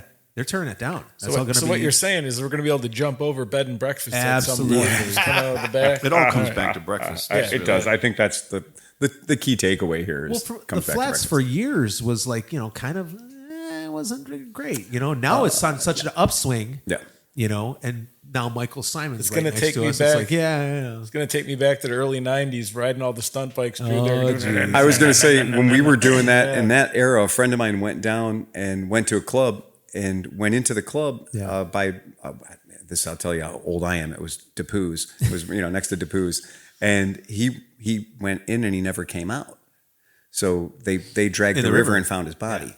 and he was robbed at knife point. Witnesses, and they found him, and he was perforated, and it took them weeks to find the body. And this is one of those things. It's like the Flats used to be a extraordinarily dangerous place to be, and extremely dangerous. When we'd go down there to watch shows, you'd always be like, "Yeah, so are we going to leave somebody with a car, or just take a car we don't care about?" I'm not even kidding. Back in the the 90s, I went down there with on a double date, and then my date ended up fighting some other girl that she knew from they're beating each other up. We're trying to walk down the sidewalk. Classy. I'm like, wait, this is not good. Well, and if you think about it, Flats was a shit show. It was. Dude, and especially when the bars let out, because you'd have hip hop bars, you'd have punk rock bars and this, and then everybody's drunk and then gets out at the same time. Oh, yeah. And then it was fucking crazy, man. It was a nonstop. And then again, well, we'd love to leave, but the bridge is up. Yeah. We'd love to live, but the bridge is turned, right? So it was not an uncommon thing to have it be you couldn't leave. And now we've got 20,000 people that are all trying to get out of the Kid Rock concert, and they can't. Right. But now you got the Metro Park stepping in, the Irish Bend. Even now, you can't even recognize what it used to look like. outrageous. I don't even remember what it used to look like. The whole side of the hill, and they're putting in. Oh, dude, it used to be. I did a drone flight for this company back in the day with my company. Yeah. It was because they were talking about that development. Yeah. It was all this creeping moss and stuff, and it covered all the old trees, so it made it like an underground, almost city. It was a of tunnel trees. under there, and it was just thousands of homeless people living down there. That's all it was, man. Now it's amazing. Yeah. And if you look at, you can look them up. Any social media has it, the whole Irish Bend and whole Metro Park system with what they're going to do. They're planned, and they're doing it right now. The machines are moving it. The amount of people that are down there right now that are, walking their dogs and just nice old couples hey, what's going on in this garage? It's we never got any kind of traffic like that at the other place. Oh, no way. And I have not seen any well, you guys had that really nice recovery center about 5 blocks down. That was always good. The cats hanging out in front of that place were cool. And we had a guy come into our shop and buy a bike and try to get financed. Actually, he did successfully buy a bike, and he used that as his address. Really? The dude got a loan to buy a bike, and he used the recovery center as his address for his fixed address. Nice. And Renee was like, he got financed. For all the people that come in that don't get financed, his recovery center was his mailing address for his loan. And he did it. He pulled it off. You think back how reckless the Flats were. We would do stunt shows in the middle of the street, and the cops never did anything. It was crazy. Scott and Kevin would be literally doing circle wheelies and rolling burnouts all the way down the whole thing, and people would just be like, it wasn't called a takeover back then. It was just three guys were just going to get stupid for a minute. Yeah. It was just going to be stupid for a couple of minutes, and then it just gets wildly out of control. I don't know. I love it. It's cool. No problem with that. That's badass. Did anyone look at the show notes tonight? Yes, it did. Yeah. So Ducati just decided, fuck it. You can't afford a Desert X? We'll make it a little cheaper. Really? They did. And Ducati kind of pulled off something that is unusually not Ducati. Ducati's thing has always been we have Ducati 2 ways. You can have a monster or a scrambler, and then you can have something really expensive. Yeah. And that's kind of the way it was. And then really expensive meant a Multistrada with all the fixings or a Panigale. Yeah. Right? But Ducati now in their lineup, the Desert X lineup, you can buy this one motorcycle, I think 4 or 5 different ways. And that's kind of amazing. And their newest one is not their most expensive one. Their newest one, quite the opposite, is the cheapest one. Now, don't get so excited because we're not talking about super cheap. We're not talking about crazy cheap. No. Cheaper. We're talking about cheaper. It's $16,995. Yeah, but I did some pricing out there this afternoon. Yeah, and you can get it up to $24,000 real fast. So keep in mind the Desert X Discovery. The Rally's $24,000, and the Rally's kind of the way everybody would want it: 110 horsepower, etc. The Desert X, the same motor, 110 horsepower, $20,000, $20,000, no problem. Starting, cost of entry. And of course, the Desert X that we all fell in love with when it first popped is $19,000, right? The V2, their idea about the V2 is just literally coming in at $3,000 lower than they were. But the real question is, are you going to, like you said, are you going to configure it? Yeah. All I did was put a headlight guard on it and the 3 bags and a skid plate. And it was 24,900. Exactly. And that's when I asked you, I was like, and how much better is this than, and how much is the Moto Morini with bags? Right. Isn't it under 10 grand still with bags? It's way cheaper. And that's the kooky thing about, the Ducati. I love the Desert X. I think it's a great bike. And if I had gobs and bags of money, I'd probably own one. I love the motor. I think everything's cool about it. Did you guys happen to notice the valve service intervals? No. Oh my goodness. What is it? 200 miles? Oh no, quite the contrary. Ducati got tired of people saying how expensive it was to own your Ducati. Oh yeah. And how, the maintenance on the Ducati is just astronomical and, nobody could ever own that. It's a 28,000 mile valve interval. Wow. That's not bad. Now that is not too fucking shabby. That's Honda territory. It is Honda territory. Valve clearance. And by the way, it doesn't say valve adjustment, it says valve clearance check. Yeah. So valve clearance check at 28,000 miles. Yeah, but it's still 2,000 miles for every plastic belt. Well, you know what? And that's when you're looking at that, with this particular motor, I don't know what their belt service regimen is. Yeah, but you can have a car that has a timing belt that's 100,000 miles. Of course. I don't. Absolutely.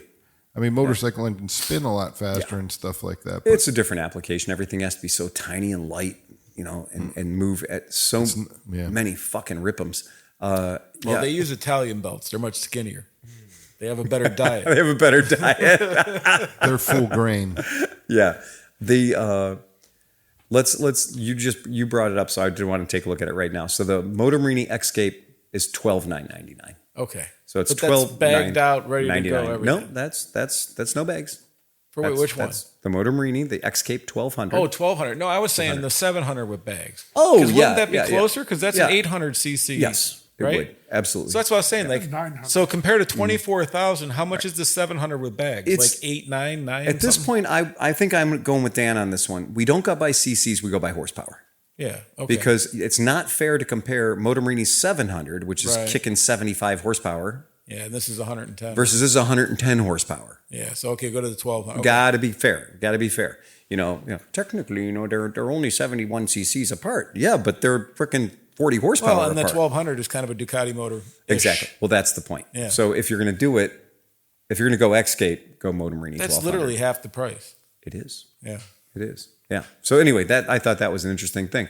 And I do think that Ducati's looking at the market and going, yeah, we got to soften our prices up a little bit. We can't have our entry level bike be 19 grand, 20 grand for our adventure bike. Cool bike, cool that it is. So that's it. Our friend Guy Martin, going to be on the fucking bus for a little while. Guy Martin, one of the most interesting human beings on planet Earth, has managed to fall the wrong side of law over in England, and he's had his license suspended. For a guy whose entire fucking world is about driving shit, whether it's a diesel truck or a piece of construction equipment or his motorcycles. And I love that he gets the picture of shame where they actually posted his speed camera photo. And this was the moment where he lost his license for 6 fucking months. But I mean, he doesn't look like, I thought he'd be like dragging a knee or something. He's just motoring down the road. No, and this is the irony. The irony is, I believe they said that he got snagged for going like 42 and a 35 or some nonsense. Oh. Yeah. His 27th time. He had to pay. It is super easy to lose your license in the UK. 1,329 pounds in fines, costs, and victim surcharges. Yikes. Because they do believe in that sort of, restorative justice over there. And so that's tough to get your little speeding ticket ends up costing you over 1,600 bones. That's tough. Plus, they don't dick around with like, oh, you've lost your driving privileges for 6 months, but you have work privileges. Yeah. You can make sure you can go and get your mom her diabetes medicine or something, right? Mm-hmm. No, they legit no. Really? And my friends in Europe, when they would get pinched for something and they would get a suspension, I was like, well, you're just going to ride dirty, right? And the guy's like, are you fucking kidding me? Oh, they don't play around? We don't play around. He's like, if you're under a 3-month suspension or a 1-month suspension and you go out and they catch you riding dirty, they're just going to say, I guess you just don't know how to drive anymore. I guess you're not a driver. You're not part of the world we call drivers anymore. Because they're like, yeah, you broke the rule. We slapped your wrists. But then you said, fuck you. Yeah. So if you say fuck you, then I guess you just don't need to have a driver's license ever again. So yeah, my German father-in-law loved to drink. And he loved to drink. And he was good at it. But he was the guy, drink to Tanuki-san, speaking of which.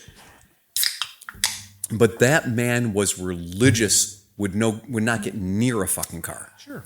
Not like one drink, one beer, and he'd be like, no, that's it. Car's staying here. We're going. But weren't you drinking and driving in Germany was like you could drink and drive though. It was a weird thing. It is acknowledged that people in Germany drink. Germans drink beer at a very young age. That's fine. But Germans are also trained on at what point are you drink driving? And Detlef knew, he was like, in his life, I don't think he ever had a beer. Like beers for him did not come in a singular unit. You know, the beers for him meant like, we're going to be at dinner. There's going to be 3 or 4, right? So rather than being a guy that's going to be like, oh yeah, I've got a BAC verified in my pocket. I'm going to make sure I'm not going out on the road unless I'm below 0.075 or whatever. He just was like, that was one thing I always thought was amazing about him. He's like, no matter what the family plans were, it was like, we are walking home. Wow, that was a noise. I'm sorry about that. It came out way. That was interesting. It was an interesting, but it wasn't. Was like some ventriloquism. It wasn't what I was going for. You got a little echo off of it. I did. That gave a nice bounce. Interesting thing about this is I didn't know that Guy Martin was 44 years old. First thing, kind of surprising. Young guy. And the second thing that I did look that up, and he was going 78 miles an hour in a 40 zone. Well, okay. Little over. That's a little better. Yeah, there you go. Oh, I'm sorry. I did 78 and a 50. 78 and a 50. So considering that yesterday I was going 148 in a 60 zone, I'm feeling okay. Yeah. So the UK also does average speed cameras. So like 10 miles apart. Yeah. They get you. Yeah. And if you got to the second camera too fast. I always wondered about that on the turnpike. Yeah. Because if you make it from one place to the next where they give you the ticket, right? They can know like you're averaging like 90 miles an hour. That's exactly. I hit a time portal. You're not sure that it's not a wormhole. Right. They used to. I think. I don't feel like we need that kind of stuff here. I think it used to be called. It used to be called. I have to look it up. I think it used to be called the American Express rule. Yeah. That if for guys that are driving across America super fast, that you're going to be getting gas at gas pumps. Yeah. Occasionally. Sure. And the American Express fraud department detects your credit card being Where used in areas that you shouldn't possibly be able to be in unless you're going 120 miles an hour. You were in New York this day, and now you're in Las Vegas the next day. It shouldn't be. Somebody stole your card. Yeah, right. That's it. Yeah. Somebody stole your fucking card. There's no way that could be you. No. But it's really funny when you think about that stuff. You're like, oh man, that's pretty cool that people can and do that. Then, did you guys see the Monkey FTR? Or is that old news? Oh, the white, red, white, and blue one? The Monkey Flat Track Racing Edition. It's beautiful. Sleepy sent it to me. This thing is crazy cute. This is adorable. But I don't think we get it here. You're not going to get it here. But the best you can hope for is get a kit and build it yourself. Because it looks like they just took a red one and went ham with it. Yeah. Oh, there you go. Yeah, it really looks good. It's got Greg's gas tank on it. So, my little monkey, it's actually like, the Sky Team copy of an actual monkey with the 8-inch wheels. The tank that's on it is an actual HRC racing tank from Europe. That my buddy had 2 of them brand new in the box. Oh, wow. And the tank that I got had a couple little chips on it. That wasn't good enough for his bike. So he put the NOS one on his bike and sold me the other one. That's hilarious. So that's on my street bike. And when Sleepy sent me that, I'm like, I already have that bike. Yeah, exactly. Right. But I think it's cool that they're doing this and they're putting a lot of energy. Yes. For their market, which is obviously the prime mark, for the Top Gear Philippines. I love watching everything that they put up because it's all brilliant. It's fantastic. This little monkey, though, I think is genius for that market. And it's super cool looking. To me, it enhances the retro vibe of the modern monkey. And where the modern monkeys get to the point where you're like, oh, I just know that's not an old one. Well, but when you look at this one starts to go like, oh shit. So the very first couple, the newer monkeys that they made, like, the ground platform, but it's a monkey. They were what? Yellow, red, blue. Yeah, exactly. Like the original hardtail Z50s were yellow, red, and blue. Stick to now, history. A lot of people don't understand over in Europe, like I think, what was it, 2001, the actual monkey was fuel injected, a 50cc fuel injected monkey. Over in Europe, they had the gold-plated 50th anniversary, whatever the anniversary was. They had all these different color ones that no one knows about because they never came to the States. So when someone goes, oh my God, look at this red, white, and blue monkey. Well, that was what, I don't even know what the HRC one that they actually made. You could buy that one. Right. Now they're just basically copying it and putting it on the actual monkey. On this power, and because this seriously, they did a great job. Yeah. They did a wonderful job. This Grom-based monkey that we're riding around on is fantastic. Absolutely. You can ride it cross country. You can ride it back and forth to work every day. It's kind of an amazing handling bike. And anyone can really jump on one. Like it's more of a beginner, intermediate, expert bike. I mean, Pete. Oh yeah, he rides 800 BMW, and he's got all kind of bikes. And he rode the monkey across the country. Like it is one of those things where you'd say, okay, well, riding a small motorcycle cross country is a dumb thing to do. But when you look at this particular piece of equipment, which is reliable, then it's not that dumb of a thing to do. It forces you to slow down and be on better roads, which is kind of why you ride cross country. Right. Otherwise, you're just slamming it. Yeah. So I think that's really cool. And I love on this thing the attention to detail. Like the closer you get in the photographs, the more parts that you realize they one-offed just for this bike. Sure. Because they were definitely looking at that 1990 HRC version, but then they had to scale it up to make it fit on this 125. And it really looks good. Like they didn't dick around with it and just be like, oh, we're just hanging this on, a number plate or whatever. There was, I think it was last year, they came out with one that it was a monkey that looked like the 86 Z50, where it had yellow oval plates and I think it was a blue seat and a red tank. It literally looked like an 86 Z50 bigger. And it was amazing. And everyone, that was the same kind of thing as this. So like, where can I get that? And it was a kit. It's a kit. Yeah. And like that, I think that's what's fun is because this platform now, we have people building kits that you can just be like, oh shit, I'm going to order that. Yeah. I've got a monkey. I've had it for 2 years. I'm I just kind of want to tired of change it looking up. at it. Yep. Let's change it up a little bit. Yeah. Yeah. Meanwhile, you take your stock parts, you put them on the shelf. You can always put them back on. Exactly. Right. Yeah, that's absolutely true. It is fun. And that gives you the idea, especially for the home gamer who's going to be like, hey, I'd like to do some motorcycle shit, but I don't want to be grinding a cam in my backyard, right? I'm not going to be forging pistons in my wife's fucking fireplace. I just want to get my hands on a motorcycle and make something cool. Yeah. This is the easiest way to do it. Yeah. It's a 1-to-1 model kit. Super fun. Exactly. Yeah, I love that shit. I think we were talking about the RC cars and everything. I've seen people do some crazy RC car stuff. Oh yeah. I actually, how they got those where like drift, the cars go around the little tracks and drift. Yep. I just saw a video today. Someone just put a duck on an actual car. Like there was no body. It was just a duck. So you see the duck drifting around with other cars. It's like everyone wants to do their own thing. They want to be original. They want to do something shit. Custom. Yeah, do cool shit. How easy is that? We have breaking news. You guys ready for an insane update from our friend Graham Sykes? I am ready for the insane update from the fastest man powered by steam, Graham Sykes.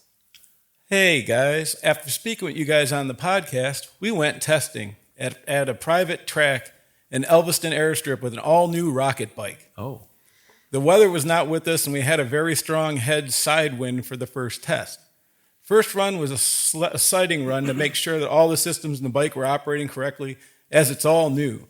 So we heated the water to 66% of max temp, filled it to 60% water capacity, and everything went well with a rather slow but very wet 7.2 second run in the quarter mile. Oh man, he was dragging ass on that. It's moving so slow. 7.2 quarter. So with that under our belt, as we filled the tank, sorry, I was hitting buttons. Where we go? Oh yeah. So with that now under our belt, we filled the tank to the max 120 liters of water and heated up to 100% and tried again. The wind blew me off course, and I had to lean bike so much I wore the edge of the carbon underneath the tray and put a hole in the top of my boot. Oh my God. But nonetheless, the time was a 5.59 quarter, the third quickest quarter on a bike behind Larry McBride. Right. Boom. Yeah, I mean, seriously, that is insane. on planet Earth. Yes. Two-wheeled vehicle. Yeah. Third place. Third place. While he was holding the bike up and grinding half of it off. In less than optimal conditions. Yes. I don't think he's going to get slower. No. So, this is what we wanted to see, but the bike was running very wet, much wetter than the previous year, and we concluded that we must be getting better flow from the reworked outlets in the tank, but somehow the rocket nozzles were not allowing the water to flash the steam in them, as it looked like the expansion was happening outside of the rocket nozzle cones. That was my guess. I think he's spot on with that. Yeah. So we went to Melbourne Raceway, first test and tune on the next Sunday, and the same happened. Lots and lots of water exiting from the bike and not steam. With this in mind, we made a few changes, and on the Wednesday set off to Santa Pod for the first big meeting of the year, Festival of Power, where we had been advertised to run over the weekend. The first run, we made a few subtle changes and detuned the bike to try and restrict the water from exiting as fast. This seemed to work, and we ran a straight 5.6 quarter into a stiff 25 to 30 mile an hour Jesus headwind. Christ. With the first 200 mile eighth, yes, we are now moving in the right direction. Holy 200 miles an hour. In the eighth. In an eighth. Yes. In case nobody knows how short an eighth is, Yeah. run around your high school track twice. Yeah. So he's making progress. This guy is my fucking hero. I love this the dude. cojones to go out and run it in bad conditions. Yeah, half a lap, right? The only thing I would say about that is that he doesn't have to worry about traction because Right. he's got Nope. steam, and so he has a lot of A advantages half a lap, to this. a quarter, an with eighth of this a bike. mile. I'm fucking out of shape, but I could get around half of a high school football track. Right. And in that time, in that distance, he's going 200 fucking miles per hour. That's impossible. In bad conditions. It won't do a wheelie. 30 It'll mile fly, an hour, 25 mile an hour headwind. but it doesn't have to worry about wheelies. We go on. On the Saturday, we made a few small changes, and again into a headwind, we ran the quickest quarter we ever had run at 5.503. Oh my God. 0.004 seconds quicker than Larry McBride, pushing us into the position of second quickest bike in the standing quarter ever. Ever. On the planet. But using steam. 209.93 miles an hour into the eighth and coasted it to a 203.36 mile an hour 1,000 foot at 4.38 seconds for 1,000 feet, ending the quarter mile with 192.94 miles an hour pass. Jesus. Powered only to 549 That's feet. what I was going to say, because he runs out of steam, no joke, Yeah. at less than his eighth. Yeah, 600 feet, he's done. He's done. Yeah. Right? Because So you're burning it off. it's gone. Yeah, it's gone. So he's slower in the, he's crossing the line going through the traps at 192, but he was 2 Hondo in the eighth. Yeah. So he's just So he's all slowing coasting down in the quarter. But second fastest two-wheeled anything on the planet. I don't That's care ridiculous. if you use really long rubber bands. How you get that number counts. Who is he? Who's the first, and how did they do that? I mean, it begs the question. Well, no, but that's this isn't the world. This is not just steam. This is against anything. Well, I get it, but I mean, even like would have to be another rocket, like an actual rocket, like non-steam rocket. Because I don't Solid think fuel or something. Yeah. I don't think or anything. a buddy with a 160 kit. All right. The world's fastest quarter-mile motorcycle is a rocket-powered bike ridden by Eric Tabule, which achieved a record 5.06 second pass at 263 miles per hour. Okay. 5.0. Well, Because you can't have enough traction to get you that fast. Like any motor, you know what I mean? Like, yeah. Yeah, I understand motor. what you're saying, Yeah, right. Yeah. All right. So Sunday's run, we altered the nozzles again. But again, it went too far and we were running wet again. And the weather was horrible with the 30 to 40 mile headwinds to the point that all bike classes ran the 8th mile for safety. We ran a 6.0 in the quarter and was a very inconclusive run. The following weekend, we were back at Melbourne Raceway, and yet again, the weather was windy and rainy showers. I made a new style inserts to try a theory out and attempt to dry out the plume and increase the efficiency of the rocket and attempt to get more thrust per liter of water used. This certainly worked, and we were back into the 0.7 60 foot with the heavier bike and the outlets, which were much drier, indicating better efficiency. We ran a 3.2 second 8th mile at 198 miles an hour with the same fuel load and with the lighter bike the year before. And we would have run a 3.4 at 160 miles an hour, so the new inserts seemed to work well. Unfortunately, the chute didn't blossom correctly because of the tall wind. And I had great difficulty stopping on the short braking area. And according to the data logging, I managed to scrub off 100 miles an hour before running off the braking area onto the old runway, which is in bad condition. I managed to stop the bike, but in doing so, damaged the rear tire to the point it was unusable. How old is this guy? As well as my shorts. He's not 20. I was gonna say he's like his probably wore his shoes down to nothing trying to stop that thing. So he said, all right, so we had a new spare 17x4 front runner and Saturday evening and disassembled the bike and changed the rear tire. Sunday brought a gray, cold, windy, and rainy day, and although we heated the bike up and we were ready to run at 1 p.m., the rain stopped play and we decided not to run, even though whatever. We had learned so much from analysis and data these past few things. Now we had a clear path of development moving forward, and I think this is where it gets good. I'm now making more nozzles to further improve the rocket efficiency and make the bike run drier and quicker than ever, and I have found out something in the way of water flows and can work on this and increase the effectiveness of the nozzles. Our next meeting is at Santa Pod main event, 22nd to the 25th of May, and we're scheduled to do 4 runs over the meeting, so we should have more success and good data to work on. We have not had a good day of weather yet to really push the bike hard, but it'll come. This meeting can be live streamed for free. Nice. So if you look up Santa Pod main event, 22nd, 25th of May, you can watch him do this live. Where's he doing all this? England. England. And all this time I was thinking gas was the way to go, and now I'm thinking he's steam. magic. Well, wasn't it when they introduced steam engines? It's like, well, gas is combustible. Steam, so safe. His last thing is, I feel there's around 0.6 seconds to come out of the bike yet as we move forward, and as we are just 0.527 seconds behind the quickest run ever made by a bike in the quarter. Right. This is a goal I think we'll be pursuing, and we should be the quickest ever soon. We have to understand there's 2 different records, and it can be tough because there's ET, 5.06 seconds, and then there's top speed. Yeah. So Larry McBride, Spider-Man, he has 268 miles per hour. That's so high speed. He's the man, right? And then the rocket cycle, Eric DeBuell, 263. So again, Grant, he's in that hunt. But now we talk about low ET. So the low ET is 5.06 for the guy Eric on the rocket bike, but then that puts Graham right at number 2 slot. Yeah, and he's figuring out because ways McBride to squeeze out the speed, man. Oh, that's so sick. It's very, very cool. Yeah, that's neat. We had him on the podcast, and he sat for 2 hours and just told us about Zoom video. everything. Yeah. It was insane. Wow. Is he just so not? cool. He's not going to give up until he gets number 1. He just loves it. I get it, but like, And at this point, when he says he's going to pull 0.6 of a second out of this thing, that there's no coincidence that 0.6 of a second makes him the fastest, quickest, and fastest. Yep.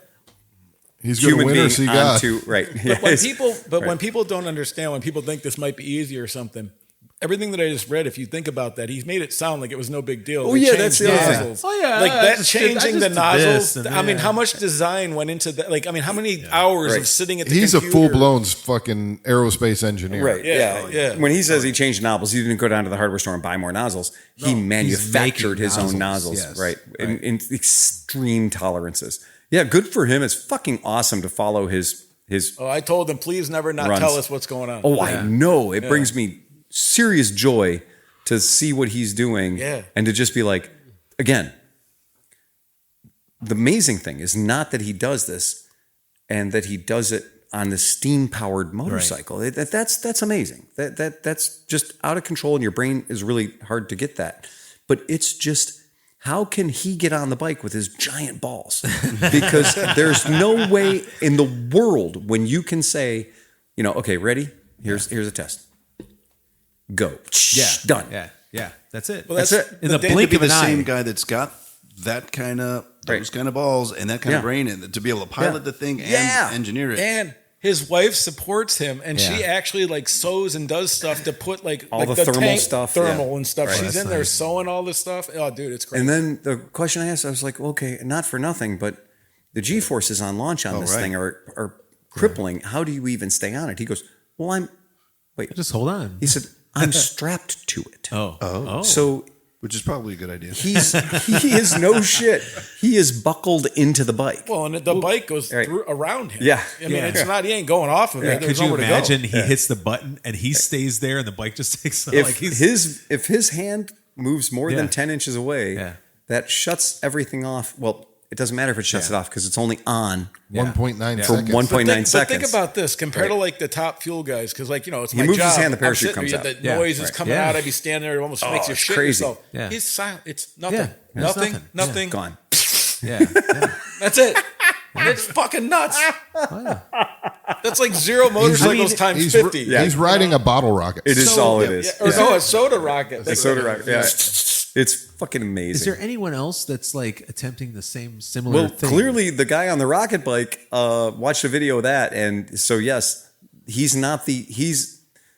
the second biggest boss in show business. I'm talking about like steam power. Because the guy on the rocket bike that's all combustible. Right. Like that whole thing is like JATO action. You're just gone. Yeah. Right.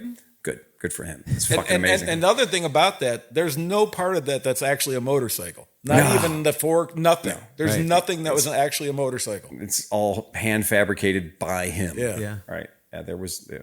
He said we would only use a part if the part that we found was already the caliber of part I would have built. Oh, sure. Right.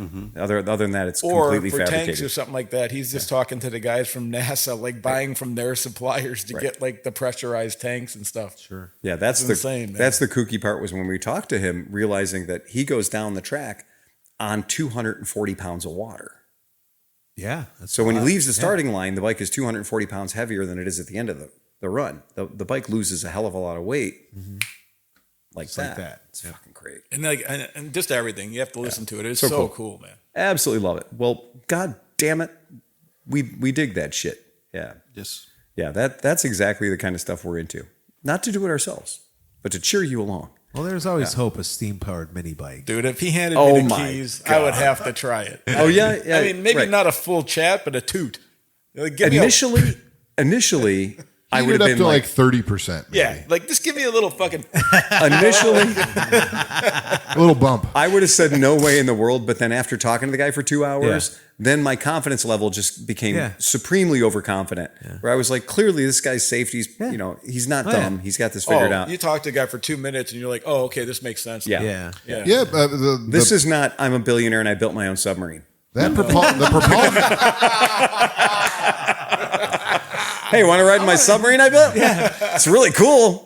Riding a rocket like that. Lowest bidder carbon fiber. It takes care of a lot of problems. It takes care of spinning out and going sideways, doing a wheelie. Like it just literally shoots you down the track. Straight. Yeah. Yeah. And it does make you kind of, be very impressed with Spider-Man's ability to do that with pistones. With Larry McBride being able to do that and consistently over the years, over and over. Or that Spider-Man thing has been in my head since I was a kid, basically. But think about this too.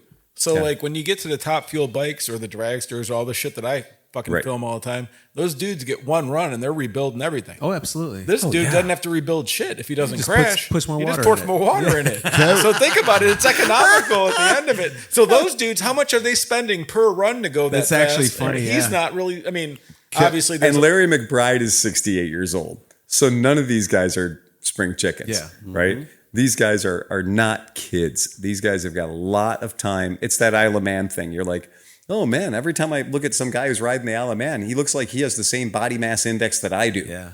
And you're like, oh, that's because these guys have been doing it for a very, very long time. They train for it. There's the quick and the dead.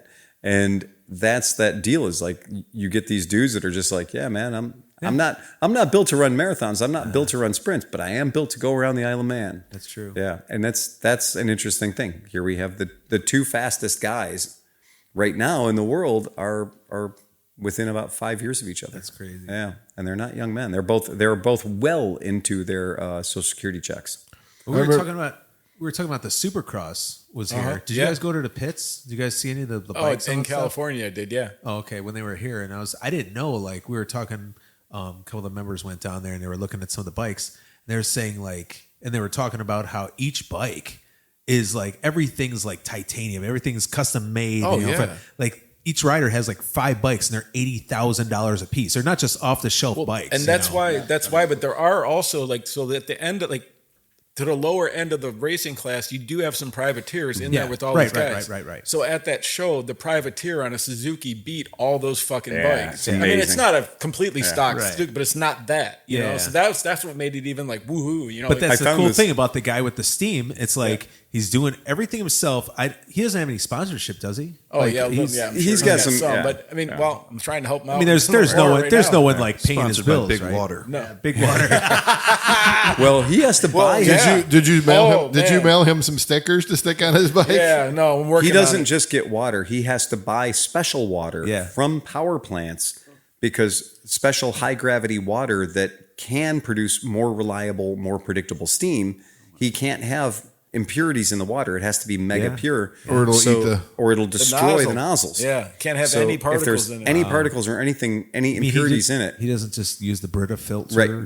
I told him to get the water out of your dehumidifier. So, in kind of the opposite, if we throw this picture up real quick, this is Larry McBride. This is the guy who has the world speed record for What is he low using ET. for an engine in that? Well, the point I was going to say, we should call somebody because a very old man has just fallen onto a motorcycle. He looks like he may be having trouble getting out of that position. But this is a monster, you know, a whole bunch of pistones, a whole bunch of booms. This is, in my opinion, this is infinitely more dangerous than the steam-powered bike because any one of these parts can go through you. Well, there's video out there. I don't know where you can find it, YouTube or something like that. The Top Fuel bikes where the pistons shoot straight through the thing. You're holding on like this, and then you see parts go straight up. Or think about a All chain. of those pistons only want to go two directions, up or down. Think about a 3,000 horsepower chain. Right. How big is that fucking chain? It has to be fucking ridiculous. It's exactly that big. Yeah. That's how big it is. Well, don't some of those they run double chains? Oh, I'm sure. Yeah. Again, amazing, absolutely fantastic. But I never thought I'd say this. The steam-powered motorcycle built by the crazy guy in England is safer than the guy who's been doing it the same exact way for the past 30 fucking years on pistones. That, to me, now that you look at the steam operation, even the rocket operation seems like it's a bit safer than that catastrophe on wheels, like, 9,000 moving parts. But man, like you and see, all it takes is one of them to fail. You see these either the bikes or cars or anything at the track, they come in after a run and you see like it's 20 people hit that engine and it's like and they got a rack and this lady moves with the top end. These guys got the heads, this thing's out, the clutch fucking pops out. It's like it's insane. Complete total teardown. Oh yeah, you have to. The pistons are melted, most of them. That's all you get. Yeah. Yep. Just millions of dollars, just burning it. Oh yeah, burning think about that. Burning it and burning it. Those pistons and rods for that run, that's $6,000, $6 to $8,000 for those pistons and rods, maybe 10, depending. Well, people on what don't they're understand with like those Top Fuel dragsters, and you see them just sitting there idling. A lot of the fuel, it's not being burned; it's just coming straight out. Oh, like dude. they pump so much. Like there's video where it shows how much fuel you can't even. They pump. It's a like, gallon a second, dude. It's more than that. It's like 5 gallons a second. Yeah. But the funny part 5 is, gallons a second. We our Summit sponsors Clay Milligan or McMillan or whatever, something like that. And so I'm always sent. I have to go in, get footage with him or something. So they'll be working on the car and they get the engine together and they have to fire it up and run it. Yeah. And all the fans and stuff are then they're like, hey, we're going to fire it up. Yeah. This is a warning. Yeah. Nobody leaves, right? Yeah. They fire it up and everybody's like, oh, and they're like, it hits their eyes because it's fucking methane or whatever. Nitro methane. Nitro meth is terrible. Oh yeah. Oh, dude, everybody, the kids are all crying. The dad's like, what happened? My buddy Nick used to pit for those guys, in the Nitro Funny cars and such. Yeah. Yeah. Awesome. This is one of those places where I'm glad it exists on planet Earth. I don't want to be any part of it whatsoever. I will watch it, and it's good for short attention span because we go. That was it. Yeah, I can be really, really impressed really, really quickly and then be distracted by something else. Dude, I'll tell you, the first so I had been to drag races. I know, a million times, right? But my first big thing with Summit a bunch of years ago, we were out at Norwalk or Summit Raceway, and John Forrest was running, and I filmed all kinds of cars, but I've never filmed the Top Fuel, whatever. So I had my badges on. I'm like fucking 4 feet away from it, right? Yeah. And it's like, so I'm gonna get this shot. Like I'm allowed to be there, so I'm gonna get the fucking shot of like the tree with the car. I'm gonna get it fucking, and I'm holding the gimbal, and it's like, and then all of a sudden I don't know what happened, but I might have shit myself at some point because everything just went. I didn't see anything. I have no idea if I got the shot. I didn't know where I was for a minute, and then I'm like, I haven't breathed in a long time. It was the most violent. I don't even know how to explain it. It was like I got hit by a bus, sucked out into space, and punched in the dick all at the same time. It was insane. And then I'm like, how the fuck does he drive it?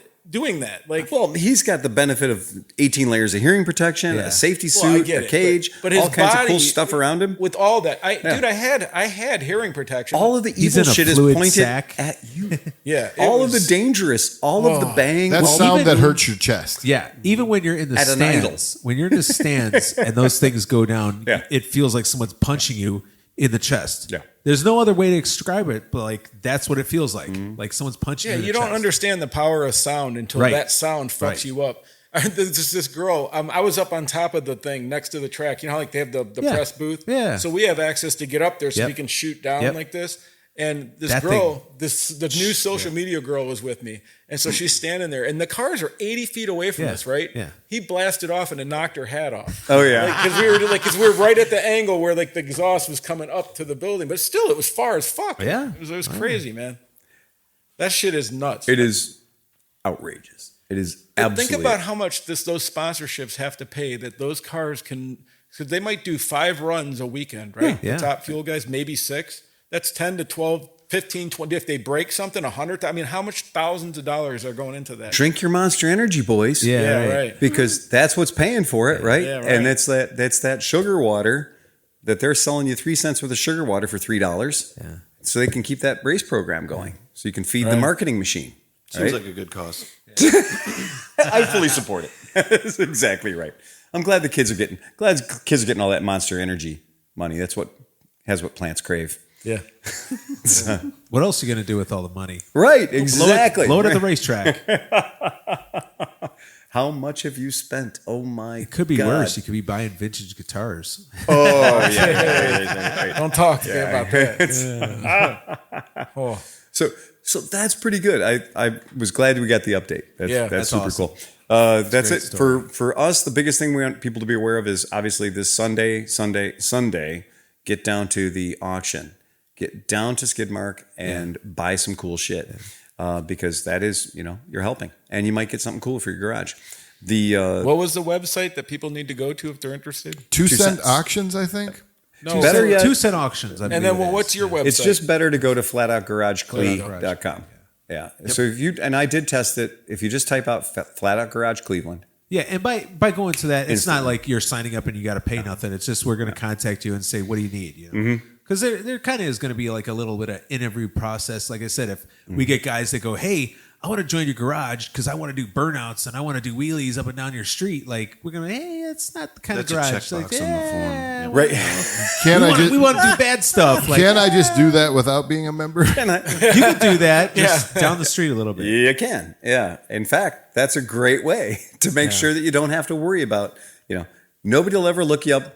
We chase you down for your $50 membership. Or if your name's Adam, don't even bother. If you're a fuck knuckle, and if you're just a perpetual source of grief for everybody around you, you'll know because you're just not going to get invited, right? That's it. We just want a place that everyone can hang out and talk bikes, like like you're in your garage. Exactly. That's exactly right. But I think you just said something that's really important: is everybody is welcome. This is not a biker thing. It's not anything. If you are a tiny female that thinks you might want to get into motorcycling and want to build one, you will find people and stuff. This is the kind of community that is accepting of all kinds of people. I'll tell you, like at Skidmark Garage, a couple of our best members were females. Of course. And one of our members that she's a moped girl, Some of our best mechanics, Cassie, have been ladies. Yep. She wanted a dirt bike, and she got awesome. She got a shitty KE 100. Oh, I met her. She was cool as shit. Yeah. She had the bike at the Piston Power Show. Yeah.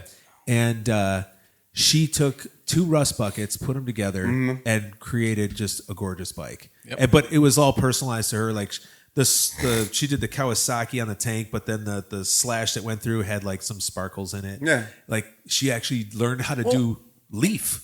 Oh, really? Like she learned how to do all this that's stuff. great. Well, and the mechanics, like as a dude who just sold the KE100 and rebuilt one, Yeah. she was saying all the right stuff. Like, Good. this was a problem because the carb's inside there, and it's hard to get this. I'm like, she actually, exactly. Yeah. But I told her, I said, I want your bike. And she actually, another funny, you saw her at she had the KE100 at the Piston Power Show, and it was a Pook. Something like Whatever moped. Yeah. She had blew it up. She blew up the Pook. And this was like her Yeah. she had done like pinstripes. She had learned how to do pinstripes. She made a seat for it. She did all this stuff, real nice stuff. And she was going through the metro parks and letting it idle down a hill. Oh, yeah. With no gas, no gas. and no oil. So boom went the motor, and she was devastated, but she rebuilt it and like it's running again. Like she just learned how to do it. Throw a kid on that bitch. Throw a kid on that. Right, bitch, yeah. right. And then keep the throttle cracked while you're going Like I downhill. said, some of our best members are very unsuspecting. Like you look at them, go like, I think that you guys have a built-in opportunity there. Your location being so close to the river that you are, the mighty Cuyahoga River. Lord may she never burn again. But let's just say at some point there's going to be that bike. There's going to be that guy, that bike. You guys might need to be able to trebuchet a bike into the river. Yeah. There might be a point where you just have to just make something fucking disappear. Yeah. And I I'm in. think that trebuchet is the way to make that happen. Or just really long Listen, Hot Wheel tracks. This guy and Nick are like some crazy guys. Like when it comes to physics and destroying things. So don't get him started. And if the river does burn again, may it not be our fault. Man, exactly. Oh boy, you are absolutely yeah. There's a lot of potential there. May there be no cameras rolling. Right. Yeah, right. That's it. Yeah.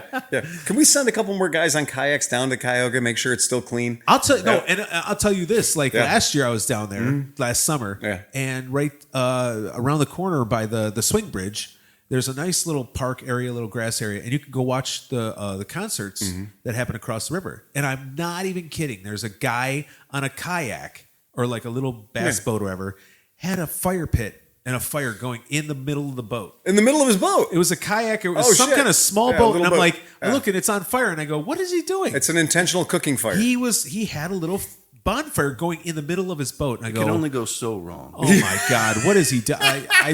Oh no, my boat's on fire. What do I do? If I only had some water to put it out. Right. He was That's just calling being so around. extra. You got to just be so. I was going to say, look at me. I have a fire. I don't know I'm what he cooking was my doing. meal while kayaking. Yeah, right. But unbeknownst to him, Wearing $307 the Cuyahoga socks. River had been getting continuously more polluted since COVID. His channel's got millions of hits. And his air fuel mixture was just right. Yeah. And he burnt the fucker down again. Yeah. Yeah, that's a shame. None of us want to see that again. And it did get crazy nice. I mean, the water is clean. It's crazy clean. But it was crazy clean. Is it, John? I was going to say, I thought Cleveland should bring back open trench pipelines. But look at the EPA rules. We're not far from it.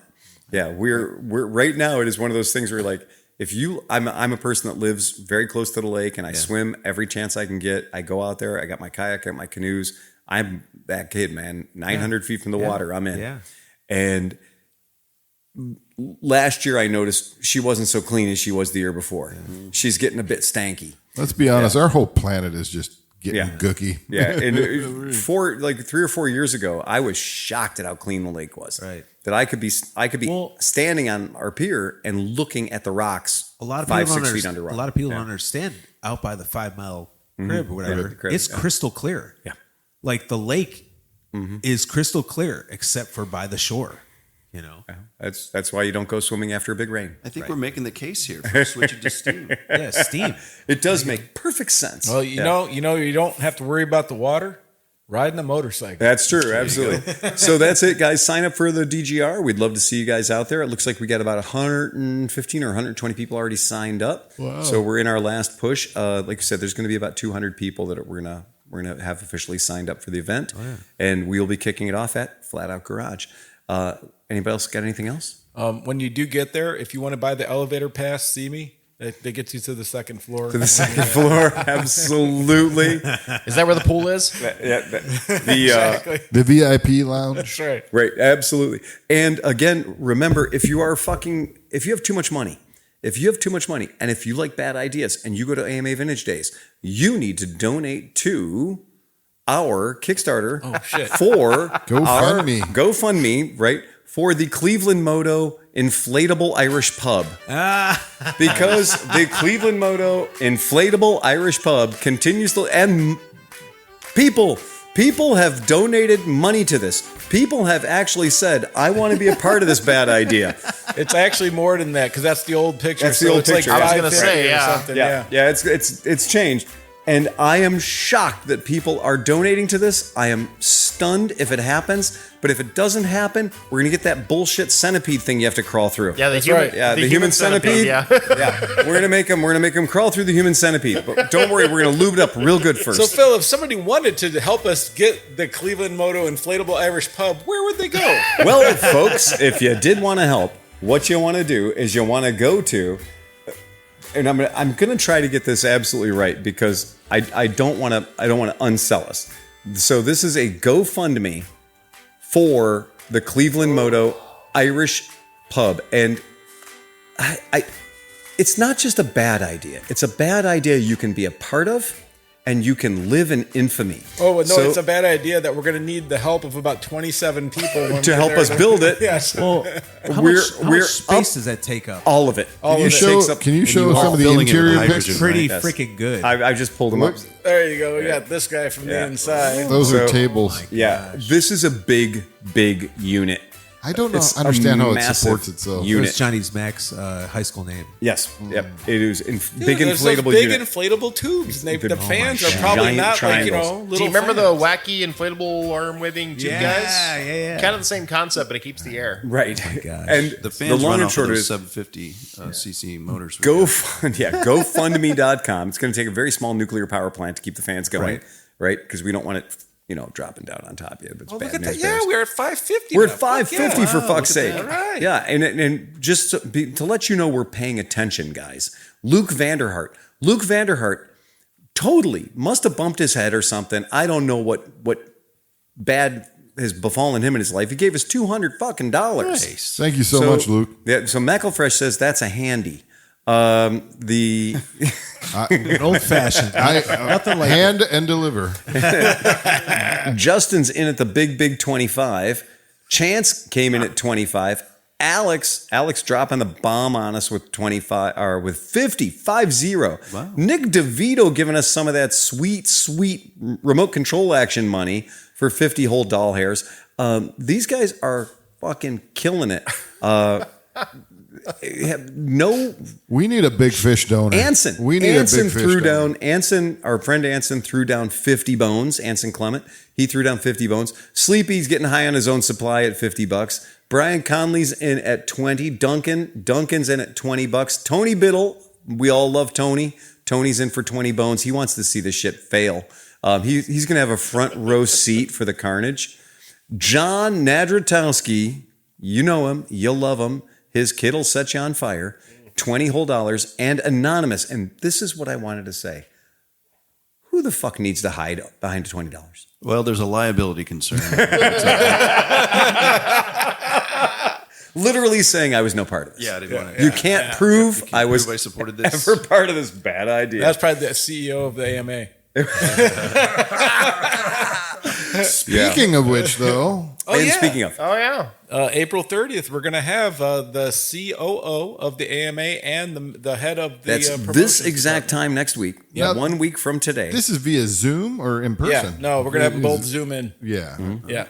So they'll be here and they're going to be answering questions. So guys, get your questions together. Not like, why does it cost so much and dumb shit like that. you know, Like, I was going to say. If a bunch of assholes show up with an inflatable pub and take 4 camping spots, Yeah, let me just say that we probably won't be playing the promotion for the inflatable pub next week. Just telling you. Yeah, stay away from that one. Ty, you're going to get this shit fest drunk with the boys at Cleveland Moto Podcast getting at a fucking inflatable bounce house. Don't know what's going to happen later on, but I'm sure we're going to get shamrocked about it. Yeah, it's fucking awful. But I am excited to find out, what kind I'm of not going to be there. I'm going to be in Mexico. Well, we'll So you ask guys will questions have to do it for without you. me. Yeah. But yeah, I'm excited to find out what goes on behind the scenes. You know, how long do they take to do stuff? How do they come up with what's cool, what's not cool? Whatever. It is a major fucking accomplishment. Yeah. Mid-Ohio, for anybody who's been there, it is shocking that they just don't have life flights constantly on just in a holding pattern, not for the racetrack, for the swap meet. For the campsite. Well, it's the guys on the golf carts that fall out of the golf carts. But you know what I think it is? I think when you're in a place where there is apparent danger, yes, it makes you more aware. And so now you don't have people driving their motorcycles looking at their phones because you literally will die. So I think there's not a lot of amateurs there. There probably are some, but most of the people going there are pretty pro. Well, I mean, the guy that bit the side of the bus the first year I was there, that was pretty epic. Pretty epic. And then we have a guy that is perpetually 200 feet from us, or at least one gear change away from us, on a mini bike with a triple two-stroke in it, right? Who lights it up about every 26 minutes on cue. So you can't have a peaceful moment. And then this fucking, chainsaw on crack fires up, and then he just goes shooting past our campsite at whatever speed you can go on that gravel. And he's never had a slow pass. He's always set land speed gravel campsite records. And again, he's just one or two campsites over from us.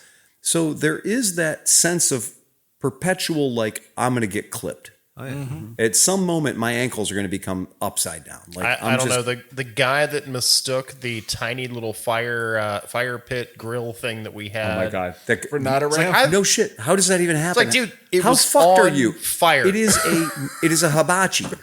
It's a small portable hibachi full of flaming coals. Well, hold on. Let's and talk somebody about was that. like, "I'm going to hit this ramp." Well, worse than that, Tom. That's exactly what fucking happened. Yeah. Tom was burning some kind and of it was thing out of bounds. It wasn't smelling that great. It was some kind of a plasticky log. Oh, yeah. And then whoever hit the fucking thing, it burst into many plasticky log pieces and just burned everywhere. Oh my god! I thought it was it was a tiny metal grill. The guy's like, I thought it was a ramp, and I was like, one, it wasn't even in the field of play. It was in there. It was in their 10. Did it say not a ramp? Right. Yeah. First test. Yeah. Did somebody hastily spray paint the words "not a ramp" on it? No. Then it wasn't a ramp. If you have a hammer, everything looks like a nail. Exactly. I'm not sure they're as professional as we think. Well, they when are. the guy hit it, and we were like, "Whoa, what the fuck, man!"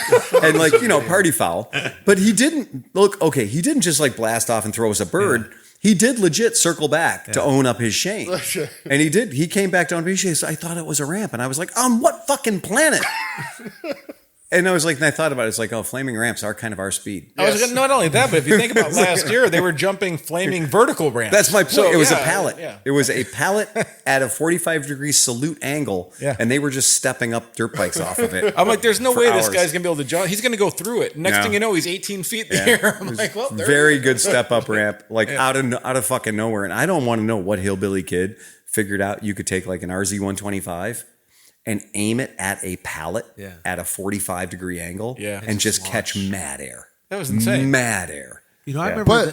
Go ahead. No, you go ahead. I remember the days at Mid-Ohio when the craziest thing was at midnight, everyone would fire up their bike and go... And that's it. No. Now it's just madness. Oh, we in the back area, we had this ridiculous fire that we built, 900 pallets burnt bad. And as soon as we had a good fire going over there for the Mods versus Rockers year, some dude showed up in a Yamaha XS 650 that we didn't know it, but he was the world's greatest motorcycle rider. He was like the one-armed bandit, one hand riding, another holding a beer, and just one geared, wide open, second gear, and just drifting the whole time on grass and dirt and shit.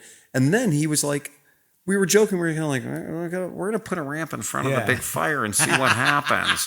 And this guy was like, I'll jump it. Challenge accepted. Yeah, good. And he yep. Yeah. Bam. And he hit it, and he hit the ramp over the fire. And John and I were like, well, he's clearly too fucked up to die.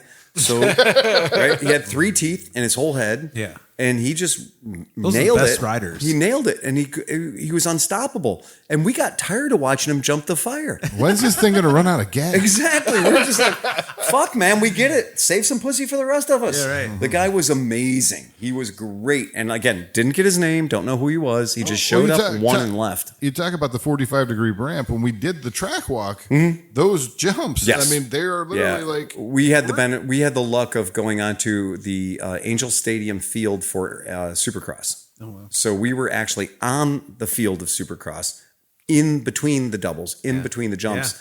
Yeah. And that was the thing. It was like, okay, now we're standing between these cocksuckers and they are monstrous. And then the trick is run up it. Yeah. And and it's like you have to run down one to get enough momentum to get up the next one. The idea of using conserved human velocity when you're like, wait, my feet aren't wheels. Is it like American Gladiators? Yeah, it where is. It's trying to run up the thing and the treadmill's going against you. That's you just can't get up there? That's just wrong shoes. That's just the wrong footwear. Yeah. But I ate shit on the way up, and I was joking. I was like, yeah, I'm going to tell everybody that time I ate shit on the Supercross track. Ended my motocross career totally. Just don't have to say I was on shoes. I was on Right at Sambas. the finish line too. Right. It was at the finish line. I crashed on the finish line. Yeah, it was pretty sad, but it is. It gives you a whole new respect for it.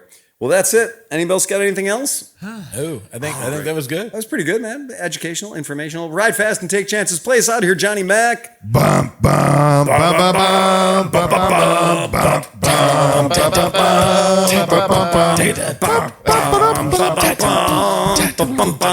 bum, bum, Eject, get us out of here, Sleepy. Hit the red button.